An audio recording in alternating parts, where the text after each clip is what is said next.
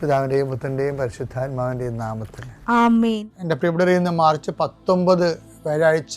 അമ്മേ പരിശുദ്ധ അമ്മേ, അമ്മേ പരിശുദ്ധമേ, ദൈവമാതാവേ, കൃപാസനത്തിലൂടെ ഞങ്ങൾക്കും ഞങ്ങളുടെ ദേശത്തിനും അമ്മ മധ്യസ്ഥം തേടി തന്ന എല്ലാ അനുഗ്രഹങ്ങൾക്കും കൃപകൾക്കും ഞങ്ങളിപ്പോൾ ഹൃദയം നിറഞ്ഞ നന്ദി പറയുന്നു.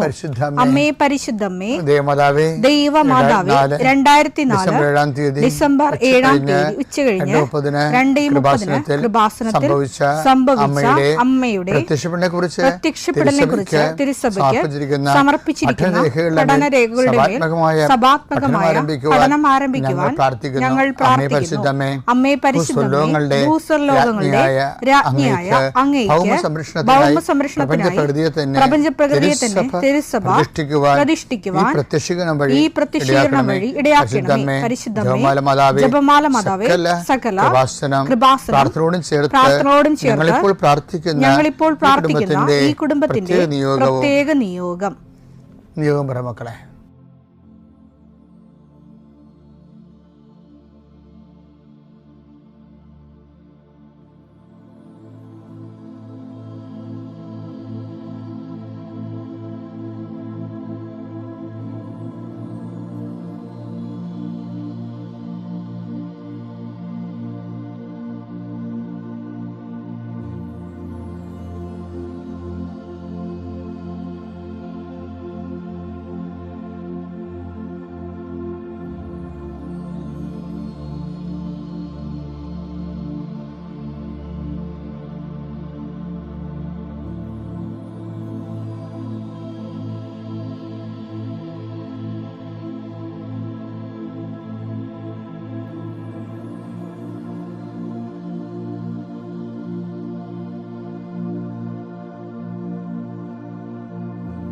അമ്മയുടെ പ്രത്യക്ഷീകരണത്തിന്റെ ഈ അനുഗ്രഹവേളയിൽ ഞങ്ങൾക്ക് സാധിച്ചു തരുവാൻ കനിയണമേ.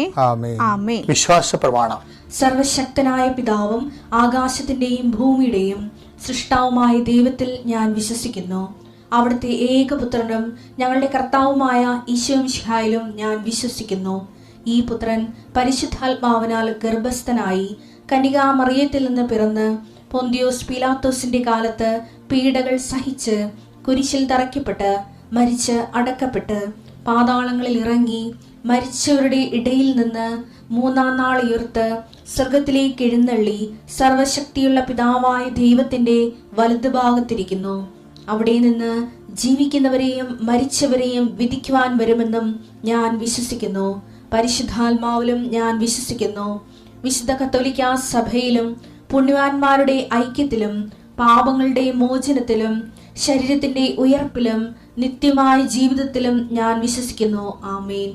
സുഖസ്ഥനായ ഞങ്ങളുടെ പിതാവേ, അങ്ങയുടെ നാമം പൂജിതമാകണമേ. അങ്ങയുടെ രാജ്യം വരണമേ. അങ്ങയുടെ തിരുമനസ് സ്വർഗത്തിലെ പോലെ ഭൂമിയിലും ആകണമേ. അന്നു വേണ്ടുന്ന ആഹാരം ഇന്ന് ഞങ്ങൾക്ക് തരണമേ. ഞങ്ങളോട് തെറ്റ് ചെയ്യുന്നവരോട് ഞങ്ങൾ ക്ഷമിക്കുന്നത് പോലെ ഞങ്ങളുടെ തെറ്റുകൾ ഞങ്ങളോടും ക്ഷമിക്കണമേ. ഞങ്ങളെ പ്രലോഭനത്തിൽ ഉൾപ്പെടുത്തരുതേ, തിന്മയിൽ ഞങ്ങൾ രക്ഷിക്കണമേ. ആമേൻ. നന്മ നിറഞ്ഞ മറിയമേ, സ്വസ്തി. കർത്താവ് അങ്ങയുടെ കൂടെ സ്ത്രീകളിൽ അങ്ങ് അനുഗ്രഹിക്കപ്പെട്ടവളാകുന്നു. അങ്ങയുടെ ഉദരത്തിൻ ഫലമായി ഈശോ അനുഗ്രഹിക്കപ്പെട്ടവനാകുന്നു. പരിശുദ്ധ മറിയമേ, തമ്പുരാന്റെ അമ്മേ, പാപികളായ ഞങ്ങൾക്ക് വേണ്ടി ഇപ്പോഴും ഞങ്ങളുടെ മരണസമയത്തും തമ്പുരാനോട് അപേക്ഷിക്കണമേ. ആമേൻ. കർത്താവേ, നിന്റെ ഉന്നതമായ നാമത്തിന് സ്തോത്രം ചെയ്യുന്നു. കർത്താവേ, നിന്റെ വിശുദ്ധ പൗരോഹിത്യത്തെ മഹത്വപ്പെടുത്തണമേ. കർത്താവേ, സഭയിലുള്ള സാന്നിധ്യം ദൃഢമാക്കണമേ. 40 വർഷം ഞാൻ അർപ്പിച്ച കുർബാനയുടെ യോഗ്യതയാൽ കൃപാസാൽത്താര ജീവനോടെ പ്രത്യക്ഷപ്പെടുന്ന മാതാവിന്റെ മാധ്യസ്ഥതയിൽ ഇന്ന് ഈ പ്രാർത്ഥന കാത്തിരിക്കുന്ന എല്ലാ മക്കളെയും ഞാൻ ആശീർവദിക്കുന്നു. കർത്താവേ, നിന്റെ തിരുമുറിവാർന്ന് വലത് കർത്താൻ മക്കളെ സ്പർശിക്കണമേ. അടിപ്പണ്ട പോലെ പൈതാക്കാലം പോലെ ദൈവികമായ ശക്തിയിലേക്ക് ആവശ്യിക്കട്ടെ.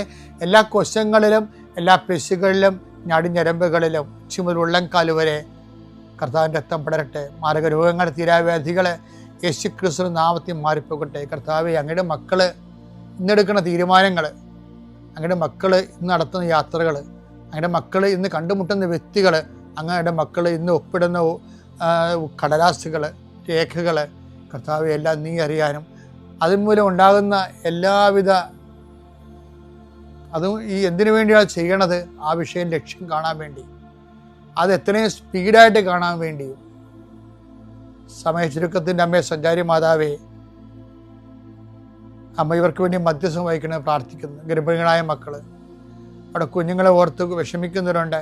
ചിലർക്ക് അനക്കമില്ലാത്ത കുഞ്ഞുങ്ങൾ ഉണ്ടാവും, ചിലർക്ക് രോഗങ്ങൾ മാറാത്ത കാരണം ഉറക്കമില്ലാത്തവരുണ്ടാവും. ഈശോയെ, പലതരത്തിൽ വേദന അനുഭവിക്കുന്നവരും പൊറുക്കാത്ത വ്രണങ്ങളുള്ളവരും ഉച്ചമുള്ളങ്കാലം ഉണ്ടാകുന്ന രോഗങ്ങളെ കർത്താവ് ഏറ്റെടുക്കണേ പ്രാർത്ഥിക്കുന്നു. എൻ്റെ കർത്താവിനുമായ നാമത്തിൽ, സഭയുടെ അധികാരത്തിൽ, കുരിശിൻ്റെ അടയാളത്തിൽ, ദൈവശക്തിയാൽ ഞാൻ നിന്നെ ആസ്വദിക്കും. എൻ്റെ പ്രിയപ്പെട്ടവരെ, നമ്മളെ ഈ രജിസ്റ്റർ കച്ചേരിയിലൊക്കെ പോയി പണം കൊടുത്ത് സ്ഥലമൊക്കെ വാങ്ങിച്ച് പ്രമാണം ചെയ്യത്തില്ലേ?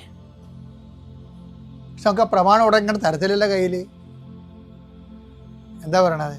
അവർ പറയാം, അപ്പോൾ ആധാരം എഴുത്തുകാർ നമ്മൾ പറയും 20 ദിവസത്തെ ഗ്യാപ്പ് ഉണ്ട് കേട്ടോ, അത് കഴിഞ്ഞിട്ട് പോക്കുവരവ് ചെയ്തിട്ട് തരാമെന്ന് പറയും. പോക്കുവരവ് നമ്മളൊന്ന് ചെയ്യണം, അല്ലെങ്കിൽ അയാൾ ആധാരം എഴുത്തുകാരൻ തന്നെ പൈസ കൊണ്ട് അടച്ച് ചെയ്തു തരും. പക്ഷേ എന്തിനാണ് 20 ദിവസം എന്ന് പറയണത്? 20 ദിവസം നമുക്ക് ആ പ്രമാണം, അപ്പോൾ പൈസ കൊടുത്താണേ, പൈസ കൊടുത്തതാണെങ്കിലും നമുക്ക് പ്രമാണം തരുന്നില്ല. പ്രമാണം ചെയ്തതാണ്, രജിസ്റ്റർ ചെയ്തതാണ്, പക്ഷെ നമുക്ക് കയ്യിൽ തരണില്ല. എന്താ കാര്യം?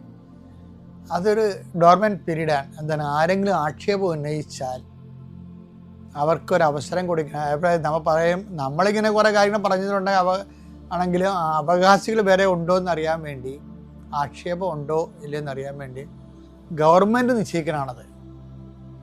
അപ്പം അത് നിസ്സാര കാര്യമല്ല. ഈ ആക്ഷേപം ഉന്നയിക്കപ്പെട്ടാലാ നമുക്ക് ടാക്സ് അടക്കാൻ പറ്റത്തില്ല. ആക്ഷേപം റെക്ടിഫൈ ചെയ്യേണ്ടി വരും.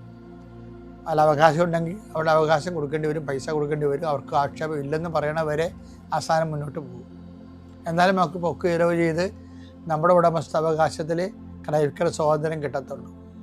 ഇതുപോലെ തന്നെയാണ് നമ്മളുടെ ലൈഫിൽ നമ്മൾ ദൈവത്തോട് ഇപ്പോൾ ഉടമ്പടി ചെയ്ത് ജീവിക്കുന്ന അനേകം മക്കളുണ്ട്, അല്ലേ? ആ ഉടമ്പടി ദൈവദർശന് രജിസ്റ്റർ ആകണം എന്നുണ്ടെങ്കിൽ എന്ത് ചെയ്യണം? നമ്മൾ ആക്ഷേപരഹിതരായിരിക്കണം. നമ്മുടെ ഉടമ്പടിയിൽ ആരും ആക്ഷേപം ഉന്നയിക്കരുത്.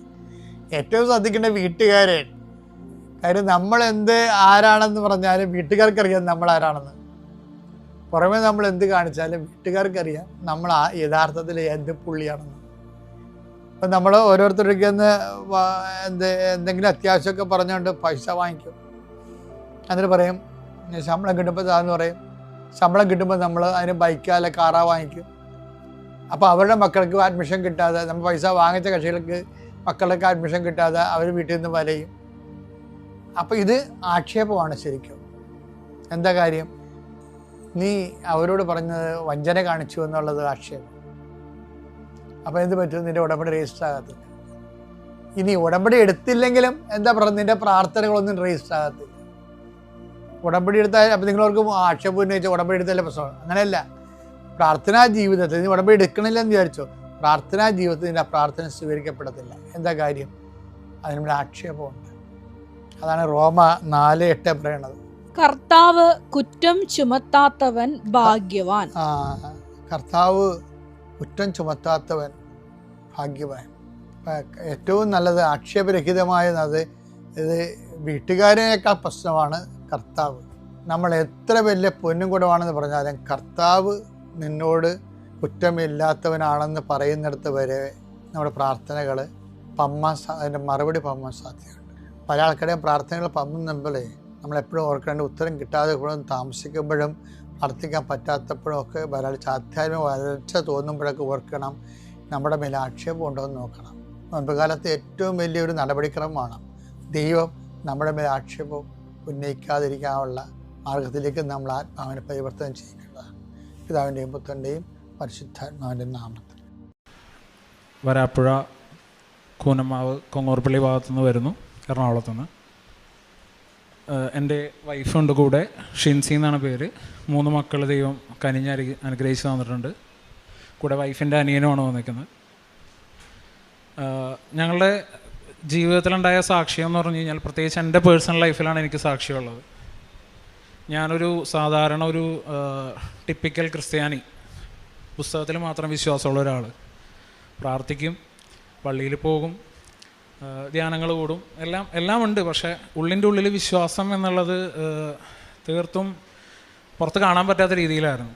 ഉള്ളിൻ്റെ വിശ്വാസം ഉണ്ടോ? ഉണ്ട്. പള്ളിയിൽ പോകുന്നുണ്ടോ? ഉണ്ട്. പ്രാർത്ഥിക്കുന്നുണ്ടോ? ഉണ്ട്. പക്ഷേ നമുക്ക് ആ ജീവിതത്തിൽ ആ വിശ്വാസം പ്രതിഫലിച്ച് കണ്ടിട്ടില്ല. അങ്ങനത്തെ ഒരു സാഹചര്യത്തിൽ ഒരു മിഡിൽ ക്ലാസ് ഫാമിലിയാണ്, സാധാരണ രീതിയിൽ ജീവിച്ചു പോകുന്നതാണ്. വലിയ ആർഭാടങ്ങളോ വലിയ ദാരിദ്ര്യമൊന്നുമില്ല, നല്ല രീതിയിൽ മിഡിൽ ക്ലാസ് ആയിട്ട് ജീവിച്ചു പോകുന്ന ആളാണ്. അപ്പോൾ എന്തുകൊണ്ട് കുറച്ച് നാൾ കഴിഞ്ഞപ്പോഴത്തേക്ക് അതൊരു ബോറടിയായി തോന്നി. ഇങ്ങനെ പോയാൽ പോരാ, ഒന്നില്ലെങ്കിൽ നമുക്ക് ജീവിതം മെച്ചപ്പെടുത്തണം. അങ്ങനെ ഒരു സ്ഥലത്ത് ജോലി ചെയ്തുകൊണ്ടിരിക്കുകയായിരുന്നു. ഒരു 4 വർഷം ആയിട്ട് ഞാനൊരു കമ്പനിയിൽ വർക്ക് ചെയ്യാണ്. അപ്പോൾ ഞങ്ങൾ താമസിക്കുന്ന സ്ഥലം കുറച്ച് ഉള്ളിലോട്ടുള്ള ഏരിയ ആണ്. അപ്പോൾ അവിടെ നിന്നും പള്ളിയിൽ പോകാനായിട്ട് കുറച്ച് ബുദ്ധിമുട്ടുണ്ട്. ഞങ്ങൾ ആ വീട്ടിലേക്ക് താമസം മാറിയിട്ട് ഏകദേശം 1 വർഷം ആയുള്ളൂ. അപ്പോൾ തന്നെ മനസ്സിലായി പള്ളിയിൽ പോകാൻ പറ്റാതെ ഉള്ളൊരു ജീവിതം ശരിയാവണില്ല. അങ്ങനെ പള്ളിയിൽ പോകാൻ വേണ്ടി ഞങ്ങൾ ആ വീട് വിൽക്കാൻ തീരുമാനിക്കുന്നു. കേൾക്കുമ്പോൾ പലർക്കും അതൊരു തമാശയായിട്ട് തോന്നും. ഒരു വീട് വിൽക്കേണ്ടത് പള്ളിയിൽ പോണ കാര്യത്തിന് വേണ്ടി എന്തിനാണ് വീട് വിൽക്കണമെന്ന് തോന്നും. പക്ഷേ ആത്മീയമായിട്ട് ജീവിച്ചുകൊണ്ടിരിക്കുന്ന ആൾക്കാർക്ക് അതിൻ്റെ അർത്ഥം മനസ്സിലാവും. ഞങ്ങൾക്ക് ആ സമയത്താണ് അർത്ഥം മനസ്സിലായത്. സത്യം പറഞ്ഞാൽ അമ്മ ഡെയിലി പള്ളിയിൽ പോയിക്കൊണ്ടിരുന്ന വെച്ചാണ്, ഞാൻ ഡെയിലി പോയില്ലെങ്കിലും പക്ഷേ ദൈവത്തോട് ഒരു ഗ്യാപ്പ് വന്നപ്പോഴാണ്, നമുക്കൊരു വിശ്വാസം വരുന്നത്, ഒരു ഗ്യാപ്പ് വന്നപ്പോഴാണ് നമുക്കതിൻ്റെ വില മനസ്സിലായത്. അപ്പോൾ അങ്ങനെ പള്ളിയിൽ പോകണമെന്നുള്ള ഉദ്ദേശത്തോടു തന്നെയാണ് വീട് കൊടുക്കാൻ തീരുമാനിച്ചത്. ആ ഒരു ഉദ്ദേശം മുൻനിർത്തിയായിരുന്നു ഉടമ്പടി ഇവിടെ വന്ന് എടുത്തത്. ആദ്യം വൈഫാണ് എടുത്തത്, പിന്നെ ഞാനെടുത്തു. ഉടമ്പടി എടുത്തതിന് ശേഷം ആദ്യം ഉടമ്പടി എടുത്തു. എനിക്ക് വലിയ വിശ്വാസം അങ്ങോട്ട് തീരെയില്ല. പ്രത്യേകിച്ച് നമ്മളീ കാണുന്ന സോഷ്യൽ മീഡിയയിലായാലും എല്ലാത്തിലും നെഗറ്റിവിറ്റി നിറച്ച് നിൽക്കണേണ് കൃപാസനത്തിൻ്റെ. അപ്പോൾ നെഗറ്റിവിറ്റി തന്നെയായിരുന്നു ഉള്ളിൽ. വന്നു, ഉടമ്പടി എടുത്തു, പോയി. വൈഫ് ആദ്യം വന്ന് ഉടമ്പടി എടുത്തപ്പോഴത്തേക്കും ഞാനിവിടെ മൊബൈലിൽ സ്ക്രോൾ ചെയ്തുകൊണ്ടിരിക്കുകയായിരുന്നു. എനിക്ക് ഒരു വിശ്വാസം, മാതാവിന് വിശ്വാസം ഉണ്ടെങ്കിലും വെറുതെ ഇതൊക്കെ ഒരു എന്താ പറയുക, ഒരു പ്രഹസനം എന്നുള്ള രീതിയിലായിരുന്നു കണ്ടിരുന്നത്. അങ്ങനെ ഞാനിവിടെ ഇരുന്നു. വൈഫ് ഉടമ്പടി എടുത്ത് പോയി, ഒന്നും നടന്നില്ല. അല്ലെങ്കിൽ വൈഫിനായാലും വൈഫിൻ്റെ എക്സ്പീരിയൻസ് വൈഫ് പറയും.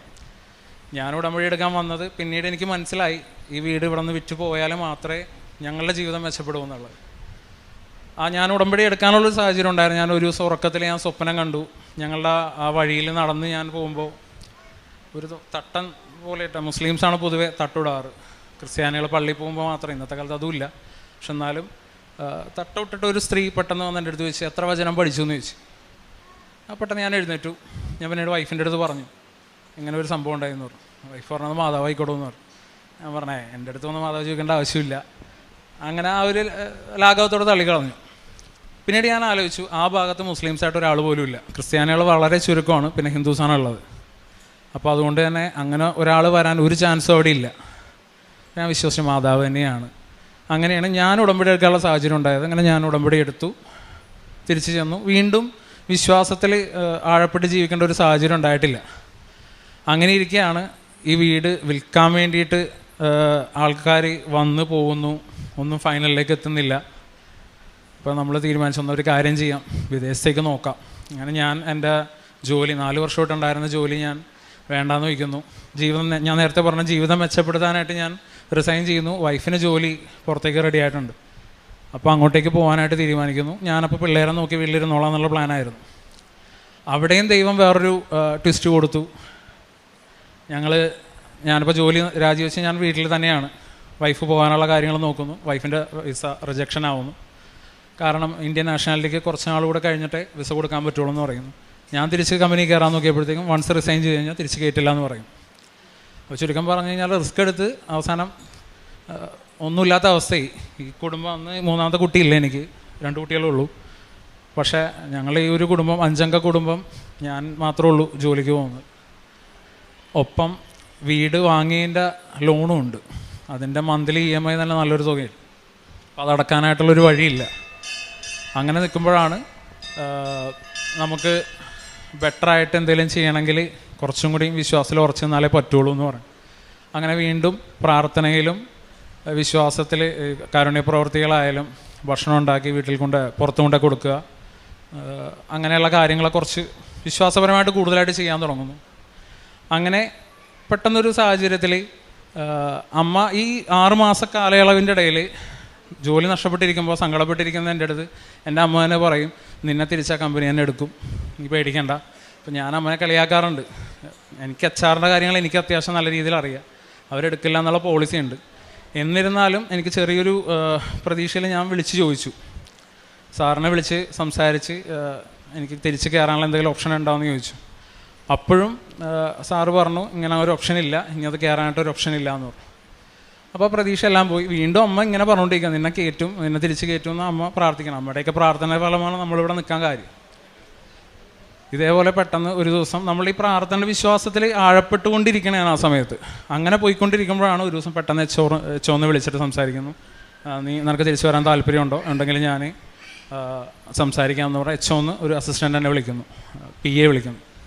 അങ്ങനെ GM ആയിട്ട് സംസാരിക്കുന്നു, MD ആയിട്ട് സംസാരിക്കുന്നു. ആ കമ്പനിയിലേക്ക് തിരിച്ച് കയറാനുള്ളൊരു ഓപ്ഷൻ വരുന്നു. അപ്പോഴും എൻ്റെ പ്രതീക്ഷയിൽ, മാതാവേ എനിക്ക് ഞാൻ ഇറങ്ങിയ സമയത്തുള്ള ശമ്പളം മാത്രം മതി, അതിൽ കൂടുതൽ എനിക്കൊന്നും വേണ്ട. ഞാൻ ഇറങ്ങിയ സമയത്ത് എനിക്ക് എത്രയും ഉണ്ടായിരുന്നു അത് മാത്രം മതി, അതെങ്കിലും കിട്ടുമെന്നുള്ള പ്രതീക്ഷയിലായിരുന്നു. അങ്ങനെ തിരിച്ച് കയറാൻ ചെന്നപ്പോഴത്തേക്കും പഴയ ശമ്പളം പ്ലസ് സാലറി ഹൈക്ക് പ്ലസ് ഇൻക്രിമെൻ്റായിട്ട് എന്നെ തിരിച്ച് ദൈവം കൊടുത്തു. അങ്ങനെ സന്തോഷത്തോടെ വീണ്ടും ആ ജോലിക്ക് കയറി. ജോലിക്ക് ആ ഒരു സിറ്റുവേഷനാണ് എൻ്റെ ജീവിതത്തിൽ എൻ്റെ വിശ്വാസത്തിലൊരു സ്പൈക്ക് ഉണ്ടായത്.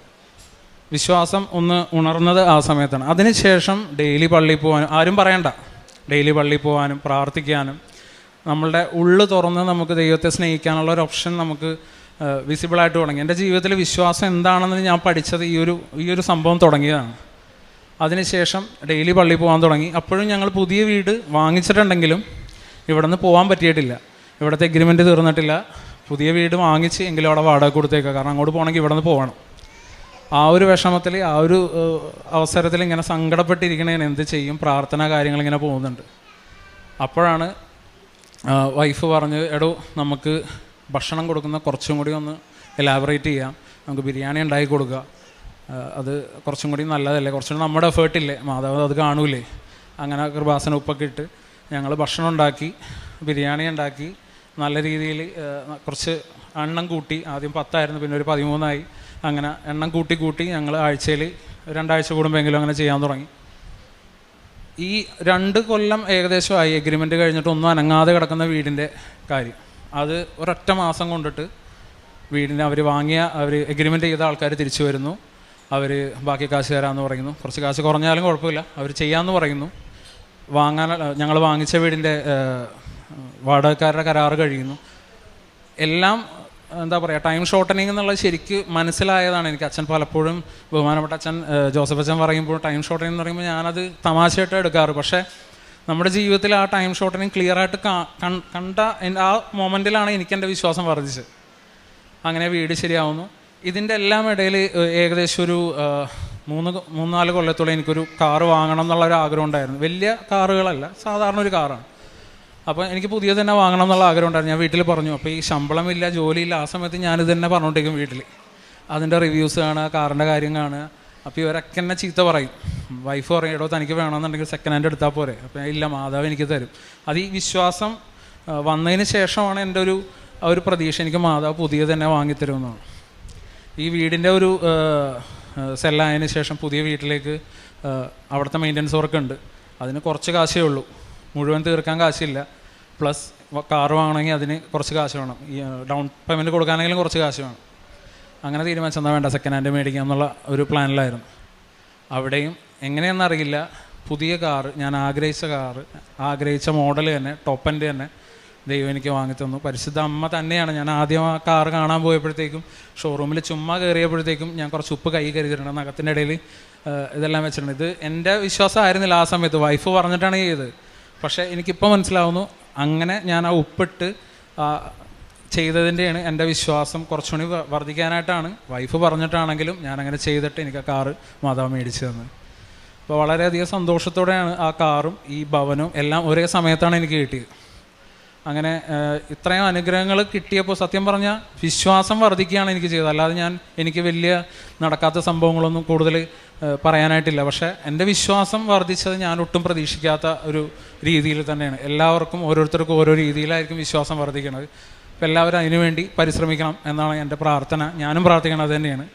പിന്നെ കാരുണ്യ പ്രവർത്തികൾ ഞാൻ നേരത്തെ പറഞ്ഞ പോലെ ഭക്ഷണം ഉണ്ടാക്കി ഞങ്ങൾ കൊടുക്കും, ഞാനും വൈഫായിട്ട് കൊടുക്കും. പിന്നെ എൻ്റെ ഒരു പ്രേക്ഷിത പ്രവർത്തനം സാധാരണ പത്രം എല്ലാവരും കൊടുക്കുന്ന രീതിയിൽ തന്നെ കൊടുക്കാറുണ്ട്.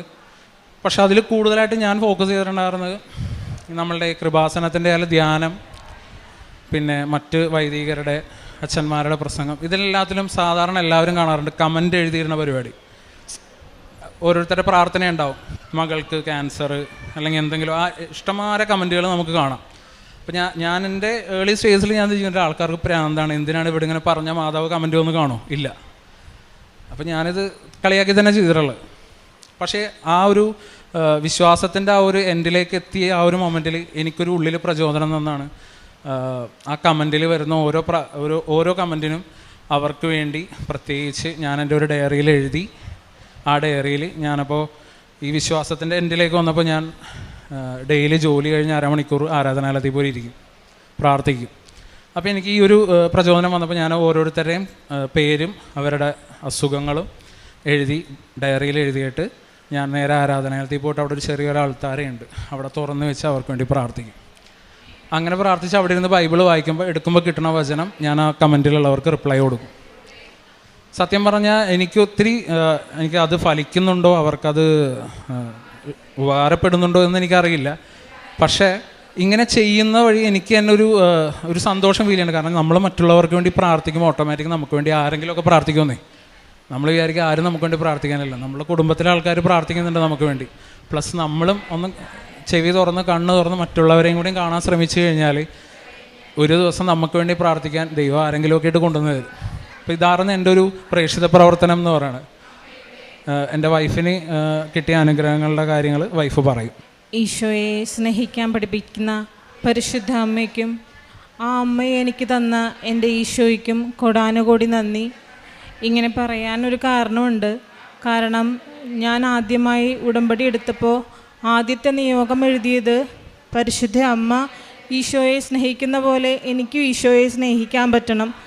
പക്ഷെ ഞാനത് പ്ലാൻ ചെയ്ത് വന്നതോ ഒന്നുമല്ല, എൻ്റെ ഉള്ളിൽ അന്നേരം തോന്നി ഞാൻ എഴുതിയതാണ്. പക്ഷേ ഇന്ന് എനിക്ക് ഏറ്റവും കൂടുതൽ സന്തോഷമുള്ളതും നടന്നതുമായിട്ടുള്ള ആ കാര്യം ഒന്നിനും വേണ്ടിയല്ല, എൻ്റെ കാര്യങ്ങൾ കാണാനോ അല്ലെങ്കിൽ എൻ്റെ ആവശ്യം ഈശോയോട് പറയാനോ അതൊന്നുമല്ല. ഇപ്പോൾ എനിക്ക് ഈശോയുടെ കൂടെ ഇരിക്കണം, എനിക്ക് വചനം വായിക്കണം, വചനം പഠിക്കണം, അങ്ങനത്തെ ഒരു ചിന്തയും ഇന്ന് ഈശോയുടെ കൂടെ ഇരുന്നില്ലല്ലോ, ഈശോയോട് വർത്താനം പറയാൻ പറ്റിയില്ലല്ലോ, അങ്ങനത്തെ ഒരു രീതിയായി മാറി.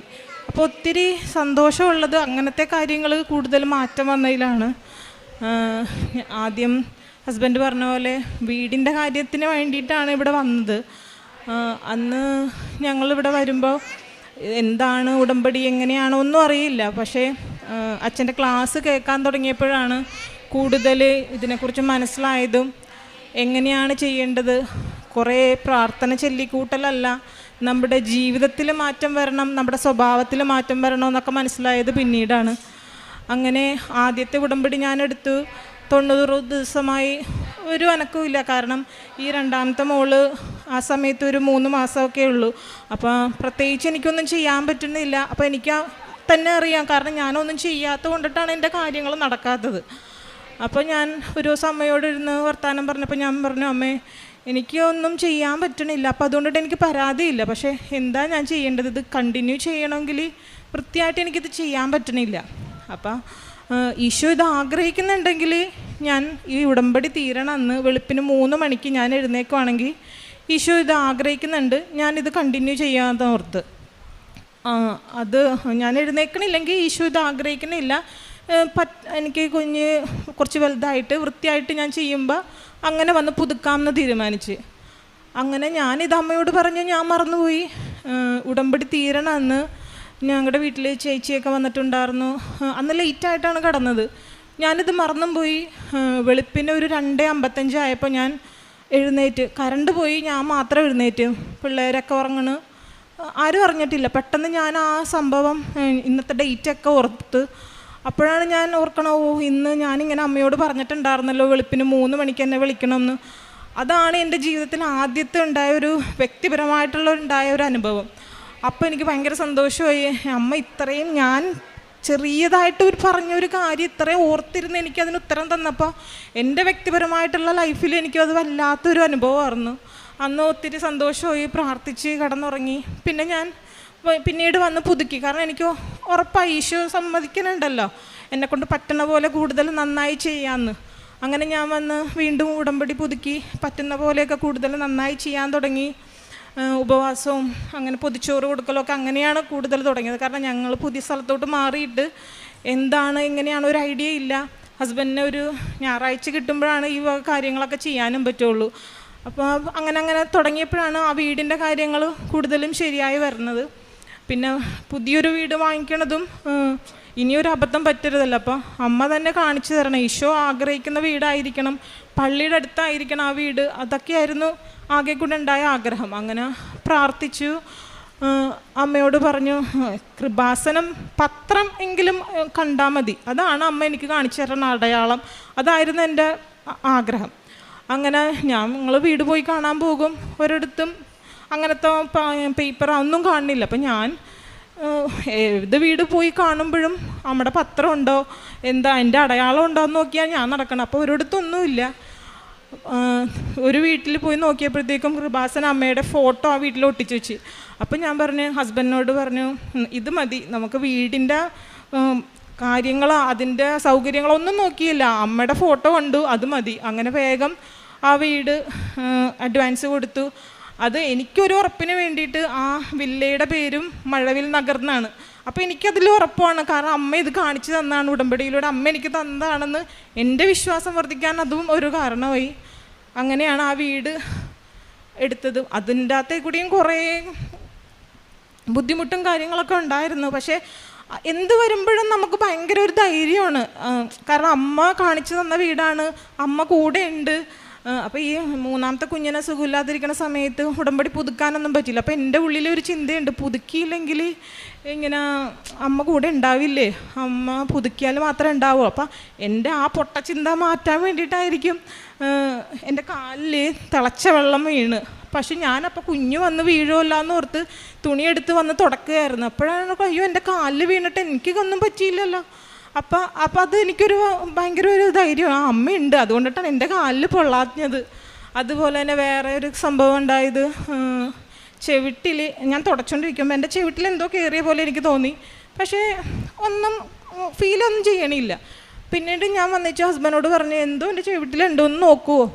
നോക്കിയപ്പോൾ കുഴപ്പമില്ല. പിന്നെ എൻ്റെ ഉള്ളിൽ നിന്ന് പറയാ, അമ്മയുടെ ഉപ്പ് പ്രാർത്ഥിച്ച് ചെവിട്ടിലിട്. അങ്ങനെ ചെവിട്ടിലിട്ട് അപ്പോഴും ഒന്നുമില്ല. പക്ഷേ എൻ്റെ ഉള്ളിലിരുന്ന് പറയുന്ന എന്തെങ്കിലും ഉണ്ട്, തോണ്ടി നോക്ക്. അങ്ങനെ ഞാൻ തോണ്ടി നോക്കിയപ്പോൾ എൻ്റെ ചെവിട്ടിൽ നിന്ന് ഒരു 8 കാലിനെയാണ് കിട്ടിയത്. പക്ഷേ എനിക്ക് അതുകൊണ്ടിട്ടൊരു ബുദ്ധിമുട്ടും ഉണ്ടായില്ല, ഒന്നുമില്ല. അതോടുകൂടി പിന്നെ അമ്മ എൻ്റെ കൂടെ ഉണ്ടാവുമോ, ഉടമ്പടി പുതുക്കാത്തത് കൊണ്ടിട്ട് അമ്മ ഉണ്ടാവുമോ എന്നുള്ളൊരു ഡൗട്ട് മാറി. ഞാൻ ഇപ്പം നമ്മൾ വിവാഹം ഒരു ഉടമ്പടിയാണല്ലോ, അപ്പോൾ അതും നമ്മൾ ആ ഒരു ഉടമ്പടിയിൽ ജീവിക്കണ പോലെ ഇത് ഉടമ്പടി പുതുക്കാൻ പറ്റിയില്ലെങ്കിലും ഞാൻ ഉടമ്പടിയിലാണെന്ന് വിശ്വസിച്ച് തന്നെയാണ് ഇപ്പോഴും ജീവിക്കണത്. ഇന്ന് വന്ന് ഉടമ്പടി പുതുക്കാനും പറ്റി. ഈശോയ്ക്കും മാതാവിനും ഇത്രയേറെ അനുഗ്രഹങ്ങൾ തന്നതിന് ഒത്തിരി നന്ദി പറയുന്നു.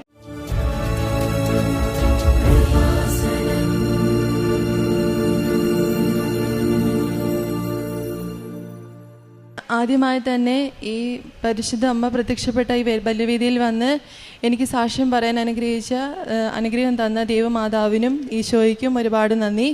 എൻ്റെ പേര് പ്രജീത ജോയി, ഞാൻ UK നിന്ന് വരുന്നു. ഞാൻ ആദ്യമായി ഓൺലൈൻ ഉടമ്പടി എടുത്തത് 2025 ഫെബ്രുവരി 13 അതെടുക്കാനുള്ള കാരണം എൻ്റെ അമ്മ എന്നോടൊരു ഈ കൃപാസനത്തെ പറ്റി എൻ്റെ മമ്മി വഴിയാണ് ഞാൻ അറിഞ്ഞത്. പക്ഷേ മമ്മി അപ്പോൾ പറയുമ്പോഴും ഞാൻ കൂടെ പ്രാർത്ഥിക്കാനും കേൾക്കാനും ഒക്കെ നിന്നിട്ടുണ്ട്. പക്ഷേ ഇതിൻ്റെ ആ പ്രാർത്ഥനയുടെ ആഴത്തെക്കുറിച്ച് എനിക്ക് അറിയത്തില്ലായിരുന്നു. അത് കഴിഞ്ഞ് ഞാൻ കല്യാണം കഴിഞ്ഞ് ഹസ്ബൻഡിൻ്റെ കൂടെ UK പോയി. കുഞ്ഞിന് 1 വയസ്സായപ്പോൾ ഇവിടെ നിർത്തിയിട്ടാണ് ഞാൻ പോയത്. അപ്പോൾ അവിടെ ചെന്നപ്പോൾ എനിക്ക് വളരെ മനപ്രയാസം ഉണ്ടായി. കാരണം ഇവളെ 1 വയസ്സായപ്പോൾ ഇട്ടിട്ട് പോയതിൻ്റെയും പിന്നെ ഒരുപാട് അവിടെ ചെന്നിട്ട് ജോബൊന്നും സെറ്റ് ആവാത്തതിൻ്റെ ഒരുപാട് ഇഷ്യൂസും അങ്ങനെ ആയപ്പം എനിക്കെന്തോ എൻ്റെ മനസ്സിൽ തോന്നി മമ്മി പറഞ്ഞ കൃപാസനത്തെ പറ്റി. അങ്ങനെ ഞാൻ യൂട്യൂബിൽ സാക്ഷ്യങ്ങളൊക്കെ കേൾക്കാൻ തുടങ്ങി. അങ്ങനെ ഞാൻ ഫെബ്രുവരി 13 ഞാൻ ഉടമ്പടി എടുത്തു ഓൺലൈനിൽ. അങ്ങനെ പ്രാർത്ഥിച്ചതിൻ്റെ ഫലമായിട്ട് എനിക്ക് എന്തൊക്കെയോ ഒരു ആത്മശക്തി വന്നു തുടങ്ങി. സങ്കടങ്ങളൊക്കെ മാറി എന്തൊക്കെയോ ശരിയാവുന്ന പോലെയൊക്കെ തുടങ്ങി. അത് കഴിഞ്ഞ് പിന്നീടുള്ളതെന്ന് വെച്ചിട്ടുണ്ടെങ്കിൽ എൻ്റെ ഹസ്ബൻഡ് ഡ്രൈവിംഗ് ലൈസൻസിന് അവിടെ ഭയങ്കര പാടാണ് UK കിട്ടാൻ. ഇവൻ ഇവിടെ ഇന്ത്യയിൽ ഹെവി ഡ്രൈവിംഗ് ലൈസൻസ് ഉണ്ടെന്ന് പറഞ്ഞാൽ പോലും അവിടുത്തെ ടെസ്റ്റ് ഭയങ്കര ഇതായിരുന്നു. അങ്ങനെ 3-4 തവണ നോക്കിയിട്ടും ഡ്രൈവിംഗ് ലൈസൻസ് പാസ്സായില്ല. അങ്ങനെ ഞാൻ മമ്മി എനിക്ക് പോയപ്പം ഉടമ്പടി ഉപ്പും ഒരു കാശ് രൂപം തന്നു വിട്ടിട്ടുണ്ടായിരുന്നു. അപ്പം ഞാൻ ആ ഉപ്പ് ഹസ്ബൻഡ് 4ാമത്തെ തവണ ഡ്രൈവിംഗ് ലൈസൻസിന് പോയപ്പോൾ ഞാനത് പ്രാർത്ഥിച്ച് ഞാൻ തിരി കത്തിച്ച് പ്രാർത്ഥിച്ചു. പുള്ളിക്ക് ഉപ്പ് കൊടുത്തു വിട്ടു കാറിൽ. അങ്ങനെ ഞാൻ അന്ന് ട്രസ്റ്റിന് പോയി തിരിച്ച് വന്നത് പാസ്സായിട്ടാണ് വന്നത്. അത് വളരെ ഒരു അനുഗ്രഹമായിട്ടാണ് തോന്നിയത്. കാരണം 3-4 തവണ ടെസ്റ്റിന് പോയിട്ടും 1-2 മൈന്യൂട്ട് മിസ്റ്റേക്കിന് അതവർ ഫെയിലാക്കിയത്. പക്ഷേ ഈ ഉപ്പ് ഉപയോഗിച്ചത് വഴി ആ 4ാമത്തെ തവണ ചൈന ഡ്രൈവിംഗ് ലൈസൻസ് പാസ്സായി. അതുപോലെ തന്നെ പോയി 1 കൊല്ലം കഴിഞ്ഞ് നവംബർ ആയപ്പോൾ ഞങ്ങൾ തിരിച്ച് വന്ന് കുഞ്ഞിനെ കൂട്ടാമെന്ന് വിചാരിച്ചാൽ പോയത്. പക്ഷേ നവംബർ ആയപ്പോഴത്തേക്കും ഇച്ചാൻ്റെ വിസയ്ക്ക് അവർ റിന്യൂവ് ചെയ്ത് കൊടുത്തിട്ടില്ല. അപ്പോൾ എനിക്കത് എന്നെ സംബന്ധിച്ച് ഭയങ്കര എനിക്ക് സങ്കടമായി. കാരണം കുഞ്ഞിനെ കാണാതെ അങ്ങനെ മാറി നിന്നതും പിന്നെ വരാൻ പറ്റാതെയും കൂടി ആയപ്പോൾ ഒരുപാട് ഭയങ്കര സങ്കടമായി. അങ്ങനെ ഞങ്ങൾ 2 പേരും ഉടമ്പടി ഇച്ചാനും എൻ്റെ കൂടെ ഓൺലൈനിൽ ഉടമ്പടി എടുത്ത് ഞങ്ങൾ ഒരുമിച്ച് പ്രാർത്ഥിച്ചു. അങ്ങനെ അത് എന്തോ ഞങ്ങൾക്ക് വിസയുടെ പ്രശ്നം മാറി ഞങ്ങൾക്ക് വിസ എല്ലാം കറക്റ്റായി കിട്ടിയ ഡേറ്റ്. പക്ഷെ ഞങ്ങൾക്ക് വരാൻ പറ്റിയില്ല ആ സമയത്ത് നവംബറിൽ തന്നെ. പിന്നെ ആകെ കുറച്ച് സമയമുള്ളൂ. അപ്പം ഞാൻ കരുതി ദൈവം ചിലപ്പോൾ നല്ലതിനായിരിക്കും അത് ഞങ്ങൾക്ക് അന്ന് വരാൻ പറ്റാതിരുന്നെന്ന് വിചാരിച്ചു. കാരണം ഞാൻ എൻ്റെ CBTയും OSCEയും ക്ലിയർ ചെയ്തിട്ടില്ലായിരുന്നു, പരീക്ഷ എഴുതിയിട്ടില്ലായിരുന്നു. അപ്പം ഞാൻ കരുതി എന്നാൽ പിന്നെ കുഞ്ഞ് വരുന്നതിന് മുമ്പ് പരീക്ഷ എഴുതാം, അല്ലെങ്കിൽ അവളെ വെച്ച് എനിക്ക് പഠിക്കലും കുഞ്ഞിനെ നോക്കലും ഭയങ്കര ബുദ്ധിമുട്ടായിരിക്കും. അപ്പം ഞാൻ മാതാവിനോട് പറഞ്ഞു, ഇനി ഞാൻ പോകുന്നുണ്ടെങ്കിൽ എനിക്ക് കുഞ്ഞിനെ കൊണ്ടുവരുന്നുണ്ടെങ്കിൽ അതിന് മുമ്പ് എനിക്ക് പരീക്ഷ എഴുതി എന്നെ ചെയ്യിപ്പിച്ചേ പറ്റൂ. ഞാൻ മാതാവിനോട് കരഞ്ഞ് പ്രാർത്ഥിച്ചു. അങ്ങനെ ഞാൻ എല്ലാ ചൊവ്വാഴ്ചയിലെയും ധ്യാനം ഞാൻ മുടങ്ങാതെ അന്ന് തന്നെ കേൾക്കാനും തുടങ്ങി. സാക്ഷ്യങ്ങളെല്ലാം കേട്ടു തുടങ്ങി. അങ്ങനെ എനിക്ക് ഓരോ സാക്ഷ്യത്തിലൂടെ എനിക്ക് ഒരുപാട് അനുഭവങ്ങളായി. അങ്ങനെ ഞാൻ CBT എക്സാമിന് ഞാൻ പ്രിപ്പയർ ആയി പോയി. എന്നാലും ഞാൻ അത്ര കോൺഫിഡൻസ് അല്ല. എന്നാലും ഞാൻ സാക്ഷ്യത്തിൽ കേട്ട പോലെ ഞാൻ മാതാവിനോട് പറയും, എനിക്കൊരു നീ എന്നെ പാസ്സാക്കുമെന്നാണെങ്കിൽ എനിക്കൊരു തെളിവ് അതിന് കാണിച്ചു തരണമെന്ന് പറഞ്ഞു. അവിടെ ഞാൻ പോകുന്ന എക്സാം സെൻറ്ററിൽ എനിക്കൊരു ലേഡി ആയിരിക്കണം, അതുപോലെ തന്നെ മാതാവിൻ്റെ കളറിലെ ഡ്രസ്സ് ഇട്ട് ആരെങ്കിലും ആയിരിക്കണം എന്ന് ഞാൻ പ്രാർത്ഥിച്ചു. പക്ഷെ ഞാൻ ഡിസംബറിലായതുകൊണ്ട് ഞങ്ങളുടെ അവിടെ ചെന്നപ്പം ആ ഫസ്റ്റ് ചെന്ന റിസപ്ഷനിലെ ആ പുള്ളിക്കാരി ഒരു റെഡ് ഡ്രസ്സായിട്ട്, കാരണം ക്രിസ്മസ് ആയതുകൊണ്ട് അവിടെ എല്ലാവരും റെഡായിടുന്നു. അപ്പം ഞാൻ കരുതി സാരമില്ല, റെഡാണെങ്കിലും ഒരു ലേഡിയാണല്ലോ, അപ്പം എനിക്ക് ഒരു പകുതി ആശ്വാസമായി. എന്നാൽ ഞാൻ ഉള്ളിലേക്ക് കയറി ചെന്നപ്പം ഞങ്ങളുടെ ചെക്കിങ് ചെയ്യുന്ന ഒരു ലേഡി ഉണ്ടായിരുന്നു. ആ പുള്ളിക്കാരി നല്ല സന്തോഷത്തോടെ നമ്മളോട് സംസാരിക്കുകയും ആ പുള്ളിക്കാരി വേറെ ചെയ്ത ഡ്രസ്സ് എന്ന് പറയുന്നത് ഗ്രേ കളറിലുള്ള കോട്ടായിരുന്നു. അപ്പോഴേ എനിക്ക് എൻ്റെ കണ്ണ് നിറഞ്ഞു പോയി. ഞാൻ ഒട്ടും പ്രതീക്ഷിച്ചില്ല. എന്നിട്ട് ഞാൻ മമ്മി തന്ന ഉപ്പും ഉപയോഗിച്ചാണ് ഞാൻ പോയിക്കൊണ്ടിരുന്നത്. ആ ഉപ്പ് ഞാൻ പരീക്ഷ ഹോളിൻ്റെ സൈഡിൽ ആരും ചവിട്ടാതെ ഇട്ട് ഞാൻ അവനോട് പ്രാർത്ഥിച്ച് പരീക്ഷയ്ക്ക് പോയി. അന്ന് ആ പരീക്ഷ എഴുതി പുറത്തിറങ്ങിയപ്പോൾ തന്നെ നമുക്ക് റിസൾട്ട് വരും. അപ്പോൾ അത് ഞാൻ പാസ്സായി. അതെനിക്ക് ഞാൻ ഒരിക്കലും പ്രതീക്ഷിച്ച കാര്യമല്ല. അതുപോലെ തന്നെ പിന്നെ ഞാൻ കരുതി 1 മാസമേ ഉള്ളൂ എനിക്ക്. അപ്പോൾ 1 മാസത്തിനുള്ളിൽ ഞാൻ പരമാവധി OSCE ആണെങ്കിലും ഒരുപാട് പഠിക്കാനുണ്ട്. എന്നാലും എന്നെയും കൊണ്ട് പറ്റുന്ന രീതി ഞാൻ നോക്കി. പക്ഷേ അത് പാസ്സാവുമെന്ന് എനിക്ക് ഒരു വിശ്വാസമില്ലായിരുന്നു. എന്നാലും ഞാനത് എന്നെ കൊണ്ട് പറ്റുന്ന രീതിയിൽ പഠിച്ച് ഞാൻ കരുതി എന്തായാലും എഴുതി നോക്കാമെന്ന് കരുതി മമ്മി തന്ന ആ ഉപ്പ് കൊണ്ട് തന്നെ ഞാൻ പോയി പ്രാർത്ഥിച്ചു, പരീക്ഷ എഴുതി. OSCE എന്തായാലും എനിക്ക് ക്ലിയർ ചെയ്യാൻ പറ്റി. അങ്ങനെ ഇപ്പം എനിക്ക് കുഞ്ഞിനെയും കൊണ്ട് ഞങ്ങൾ പിന്നെ ഈ മാർച്ച് 11-നാണ് വന്നത്. 25-ന് ഞങ്ങൾക്ക് കുഞ്ഞിനെയും കൊണ്ട് തിരിച്ചു പോകാൻ പറ്റി. അതുപോലെ പറയാൻ മനസ്സിൽ ഇന്നത് ആഗ്രഹിക്കുമ്പോഴത്തേക്കും പ്രാർത്ഥിക്കുക പോലും വേണ്ട. ഇവൻ ആഗ്രഹിക്കുമ്പോഴത്തേക്കും മാതാവ് എനിക്ക് പല കാര്യങ്ങളും അത്ഭുതങ്ങളും എൻ്റെ ലൈഫിൽ എനിക്ക് തന്നിട്ടുണ്ട്.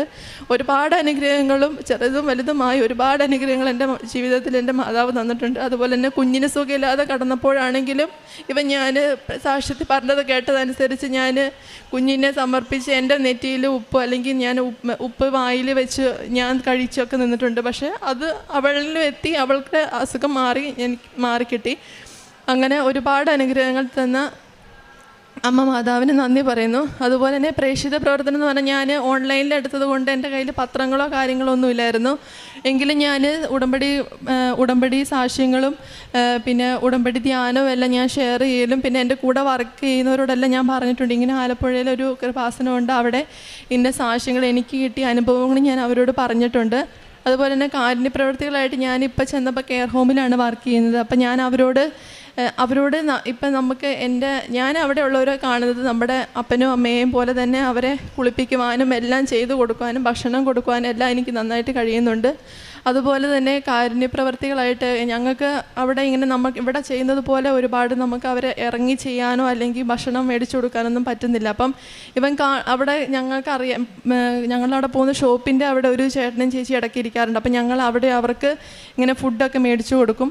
അതുപോലെ തന്നെ കാരുണ്യപ്രവർത്തിയായിട്ട് ഞാൻ മമ്മിക്ക് നാട്ടിലേക്കാണ് പൈസ ഇട്ട് കൊടുക്കുന്നത്. അപ്പം മമ്മി അത് അവിടെ ഇപ്പം വീടിൻ്റെ അടുത്തുള്ള 2-3 പേര് കടപ്പ രോഗികളുണ്ടായിരുന്നു. അപ്പോൾ അവർക്ക് ഡയപ്പർ മേടിക്കാനും ഇതിനും പിന്നെ ഡയാലിസിസ് ഒരു പേഷ്യൻ്റ് ഉണ്ടായിരുന്നു വീടിൻ്റെ അടുത്ത്. അവർക്ക് പൈസയായിട്ടും അവർക്ക് എന്താണോ ആവശ്യം അത് നോക്കി മമ്മി അത് ചെയ്യുകയാണ് ചെയ്തത്. പറയാൻ ഒരുപാടുണ്ടെങ്കിലും ഇപ്പം സമയചുരുക്കത്തിൻ്റെ ഇതുകൊണ്ട് ഞാൻ നിർത്തുന്നു. എൻ്റെ ജീവിതത്തിൽ തന്ന ഒരുപാട് അനുഗ്രഹങ്ങൾക്കും കൃപകൾക്കും അമ്മ മാതാവിന് ഞാൻ നന്ദി പറയുന്നു. അതുകൊണ്ട് ഞാൻ ഇന്ന് വന്ന് തീർത്ഥാടന ഉടമ്പടി എടുത്തിട്ടുണ്ട്. ഇനി എൻ്റെ ലൈഫിൽ എൻ്റെ കുഞ്ഞിനെയും ഞങ്ങളുടെ കുടുംബത്തെയും ഈ ഉടമ്പടിയിലൂടെ പരിശുദ്ധ അമ്മയുടെ കൃപാസനത്തിൻ്റെ സാക്ഷികളായി ഇനിയുള്ള ജീവിതം നടത്തണമേ എന്ന് അമ്മ മാതാവിനോട് പ്രാർത്ഥിക്കുന്നു. അമ്മ 1000 നന്ദി. എത്ര നന്ദി പറഞ്ഞാലും മതിയാവില്ല. ഇതിനു മുന്നേ ഇവിടെ വരുമ്പോൾ ഇവിടെ വന്ന് നിന്ന് പ്രാർത്ഥിക്കുമ്പോൾ ഓർക്കും, എന്നായിരിക്കും ഞാനിവിടെ വന്ന് സാക്ഷ്യം പറയുക, എന്നാണ് പ്രത്യക്ഷീണത്തിൻ്റെ സാക്ഷിയാക്കി എന്നെ മാറ്റുക എന്ന്. ഇന്ന് എൻ്റെ അമ്മ മാതാവ് അതിനുള്ള അവസരം എനിക്ക് തന്നു. എൻ്റെ പേര് അനു വിപിൻദാസ്. ഞാനൊരു അക്രൈസ്തവ വിഭാഗത്തിൽ നിന്ന് ഉള്ള ആളാണ്. ഞാൻ വരുന്നത് കോട്ടയം പാലായിൽ നിന്നാണ്. എൻ്റെ ആദ്യത്തെ സാക്ഷ്യം എന്ന് പറയുന്നത്, അതിനു മുന്നേ ഞാനിവിടെ ആദ്യമായിട്ട് വരുന്നത് 2023 ഒക്ടോബർ മാസമാണ്. വരാനുള്ള കാരണം എന്നോട് എൻ്റെ മമ്മി പറഞ്ഞു, ഇങ്ങനെ കൃപാസനം എന്ന് പറയുന്ന പള്ളിയുണ്ട് ആലപ്പുഴയിൽ, നമുക്കൊന്ന് പോകാം, മാതാവിനെ കാണാം, ഒന്ന് പ്രാർത്ഥിക്കാമെന്ന്. അങ്ങനെയാണ് ആദ്യമായിട്ട് ഇവിടെ വരുന്നത്. വന്നു, കണ്ടു, പ്രാർത്ഥിച്ചു, ഞങ്ങൾ തിരിച്ചു പോയി. അതിനുശേഷം 2024 മെയ് മാസം 18-ാം തീയതി ഞാനിവിടെ വന്ന് ഉടമ്പടി എടുത്തു. ഉടമ്പടി എടുക്കാനുണ്ടായ സാഹചര്യം PSC, അത് ഗവൺമെൻറ് ജോബിലേക്ക് വേണ്ടിയിട്ടുള്ള ജൂനിയർ ഹെൽത്ത് ഇൻസ്പെക്ടർ, അതിൻ്റെ എക്സാം നോട്ടിഫിക്കേഷൻ വിളിച്ചിട്ടുള്ള സമയമായിരുന്നു. ഞാൻ അതിനു വേണ്ടി പ്രിപ്പയർ ചെയ്തുകൊണ്ടിരിക്കുന്ന ഒരാളായിരുന്നു.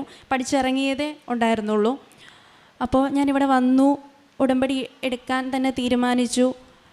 മാതാവിനോട് പ്രാർത്ഥിച്ച എൻ്റെ ആദ്യത്തെ സാക്ഷ്യവും അത് തന്നെയായിരുന്നു, നല്ലൊരു റാങ്ക് തരണം, എനിക്ക് ഈ ഒരു അറ്റംപ്റ്റിൽ തന്നെ എനിക്ക് ഗവൺമെൻറ് ജോലി എനിക്ക് നേടിത്തരണമെന്ന്. അങ്ങനെ ഉടമ്പടി എടുത്തു, ഞാൻ തിരിച്ചു പോയി. അത് കഴിഞ്ഞിട്ട് ഞാൻ വീണ്ടും വന്നു ഹോൾ ടിക്കറ്റായിട്ട്. അച്ഛനെ കണ്ട് പ്രാർത്ഥിക്കാം എന്ന് ഓർത്താണ് വന്നത്. പക്ഷേ വന്നപ്പോൾ എനിക്ക് അച്ഛനെ കാണാൻ സാധിച്ചില്ല. ഒരുപാട് സങ്കടമായി. പക്ഷേ ഞാൻ ആ ഹോൾ ടിക്കറ്റ് വെച്ച് മാതാവിനോട് ഞാൻ പ്രാർത്ഥിച്ചു, എനിക്ക് നല്ലൊരു റാങ്ക് ഉറപ്പായിട്ടും തന്നെ തരണം. കാരണം ഇനിയിപ്പോൾ ഒരു എക്സാം വിളിക്കുന്നത് 3 വർഷം കഴിഞ്ഞിട്ടാണ് ഹെൽത്ത് ഡിപ്പാർട്ട്മെൻറ്റിൽ.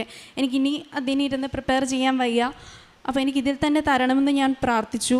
ഇതിനു മുന്നേ എക്സാമിന് പ്രിപ്പയർ ചെയ്യുന്ന സമയത്താണെങ്കിലും എനിക്ക് വല്ലാത്ത ടെൻഷൻ ഉണ്ടായിരുന്നു, പേടിയുണ്ടായിരുന്നു, ഒരു കോൺഫിഡൻസ് കുറവ്.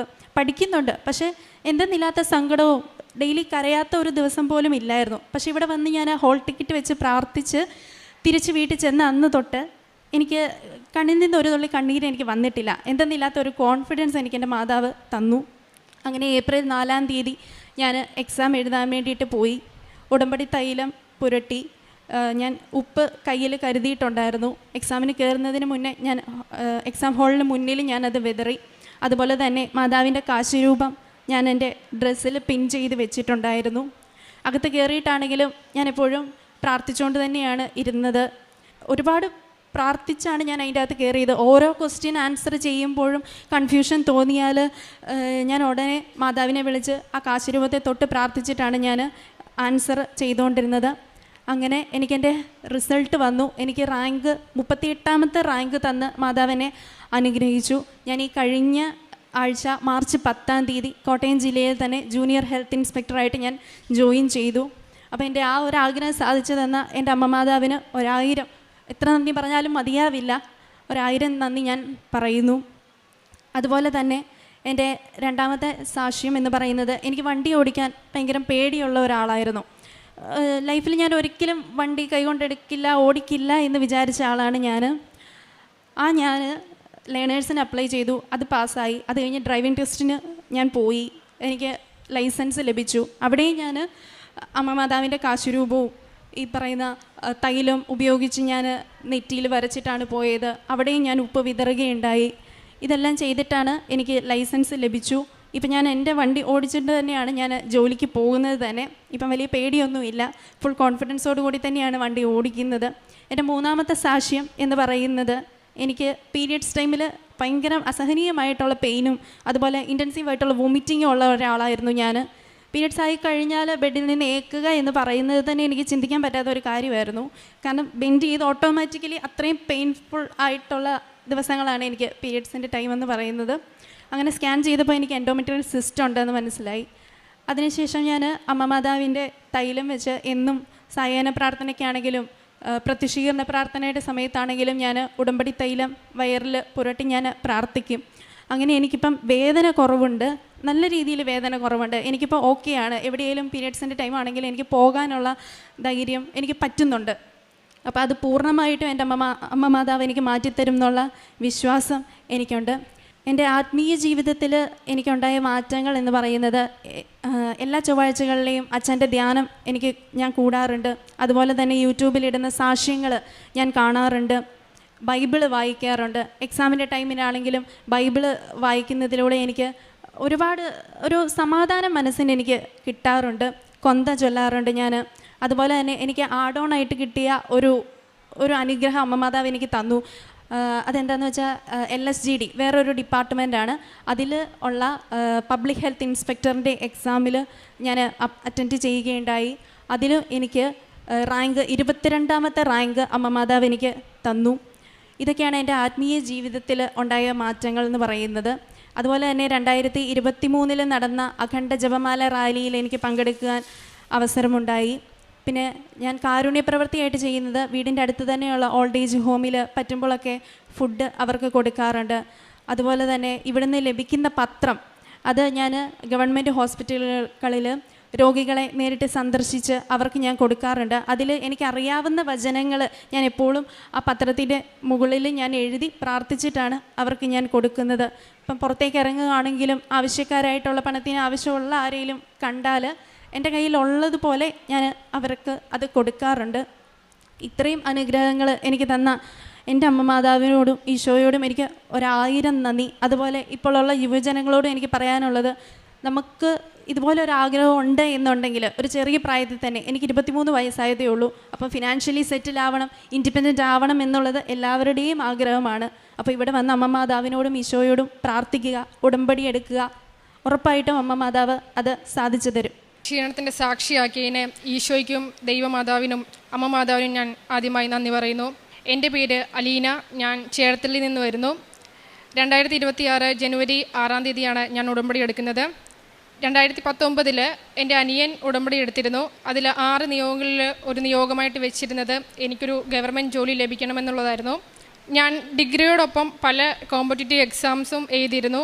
പല റാങ്ക് ലിസ്റ്റുകളിലും ഞാൻ ലിസ്റ്റിൽ വന്നിരുന്നു. അത് പക്ഷേ പൂർത്തീകരിക്കുവാനായിട്ട് സാധിച്ചില്ല. അങ്ങനെ കൊറോണ ടൈമായി, ലോക്ക്ഡൗൺ ആയി. പിന്നീട് എഴുതുന്ന പരീക്ഷയിൽ നല്ല കോമ്പറ്റേറ്റീവ് മൈൻഡായിട്ട് എല്ലാവരും നന്നായിട്ട് പ്രിപ്പയർ ചെയ്യാൻ തുടങ്ങി. നല്ല കോമ്പറ്റീഷനായി. അത്രയും നാൾ ഞാൻ വിശ്വസിച്ചത് എൻ്റെ പ്രയത്നത്തിലായിരുന്നു. ഞാൻ നന്നായി പഠിച്ചു കഴിഞ്ഞാൽ ഞാൻ റാങ്ക് ലിസ്റ്റിൽ വരും എന്നൊക്കെയായിരുന്നു. പിന്നീട് ഞാൻ PGക്ക് ജോയിൻ ചെയ്തതിനോടൊപ്പം പരീക്ഷകൾ എഴുതുമ്പോൾ എനിക്ക് റാങ്ക് ലിസ്റ്റിൽ വരാൻ പറ്റാത്ത സാഹചര്യമായി. അതിനുശേഷം ഞാൻ കൂടുതൽ അനിയൻ്റെ ഉടമ്പടിയോട് ചേർന്നുകൊണ്ട് ഉടമ്പടി സാക്ഷ്യങ്ങൾ കേൾക്കുവാനും ഉടമ്പടിയോട് ചേർന്ന് ഉടമ്പടി ധ്യാനത്തിലും ഒക്കെ ഞാൻ പങ്കെടുത്തു. അങ്ങനെ ഉടമ്പടി സാക്ഷ്യത്തിൽ ഒരുപാട് സാക്ഷ്യങ്ങൾ ഞാൻ കേൾക്കാൻ നേരത്ത് ഞാൻ മനസ്സിലാക്കിയത്, പരീക്ഷകളിൽ പോകുമ്പോൾ അമ്മയുടെ സാന്നിധ്യം പലർക്കും അനുഭവപ്പെട്ടു. ഈവൻ അതിൻ്റെ ആൻസർ കീ പോലും അമ്മ പറഞ്ഞു കൊടുക്കുന്നതായിട്ട് അനുഭവം ഉണ്ടായി. അപ്പം ഞാൻ ഉള്ളിൽ പറഞ്ഞു, അത്രയും അനുഭവമൊക്കെ കിട്ടണമെങ്കിൽ അത്രമാത്രം വിശുദ്ധി ഉണ്ടാകണം. ഞാൻ ആ വിശുദ്ധിക്ക് വേണ്ടി പ്രാർത്ഥിച്ചു. അതുപോലെ തന്നെ ഉടമ്പടി സാക്ഷിയാക്കി മാറ്റണേ എന്നും പ്രാർത്ഥിച്ചു.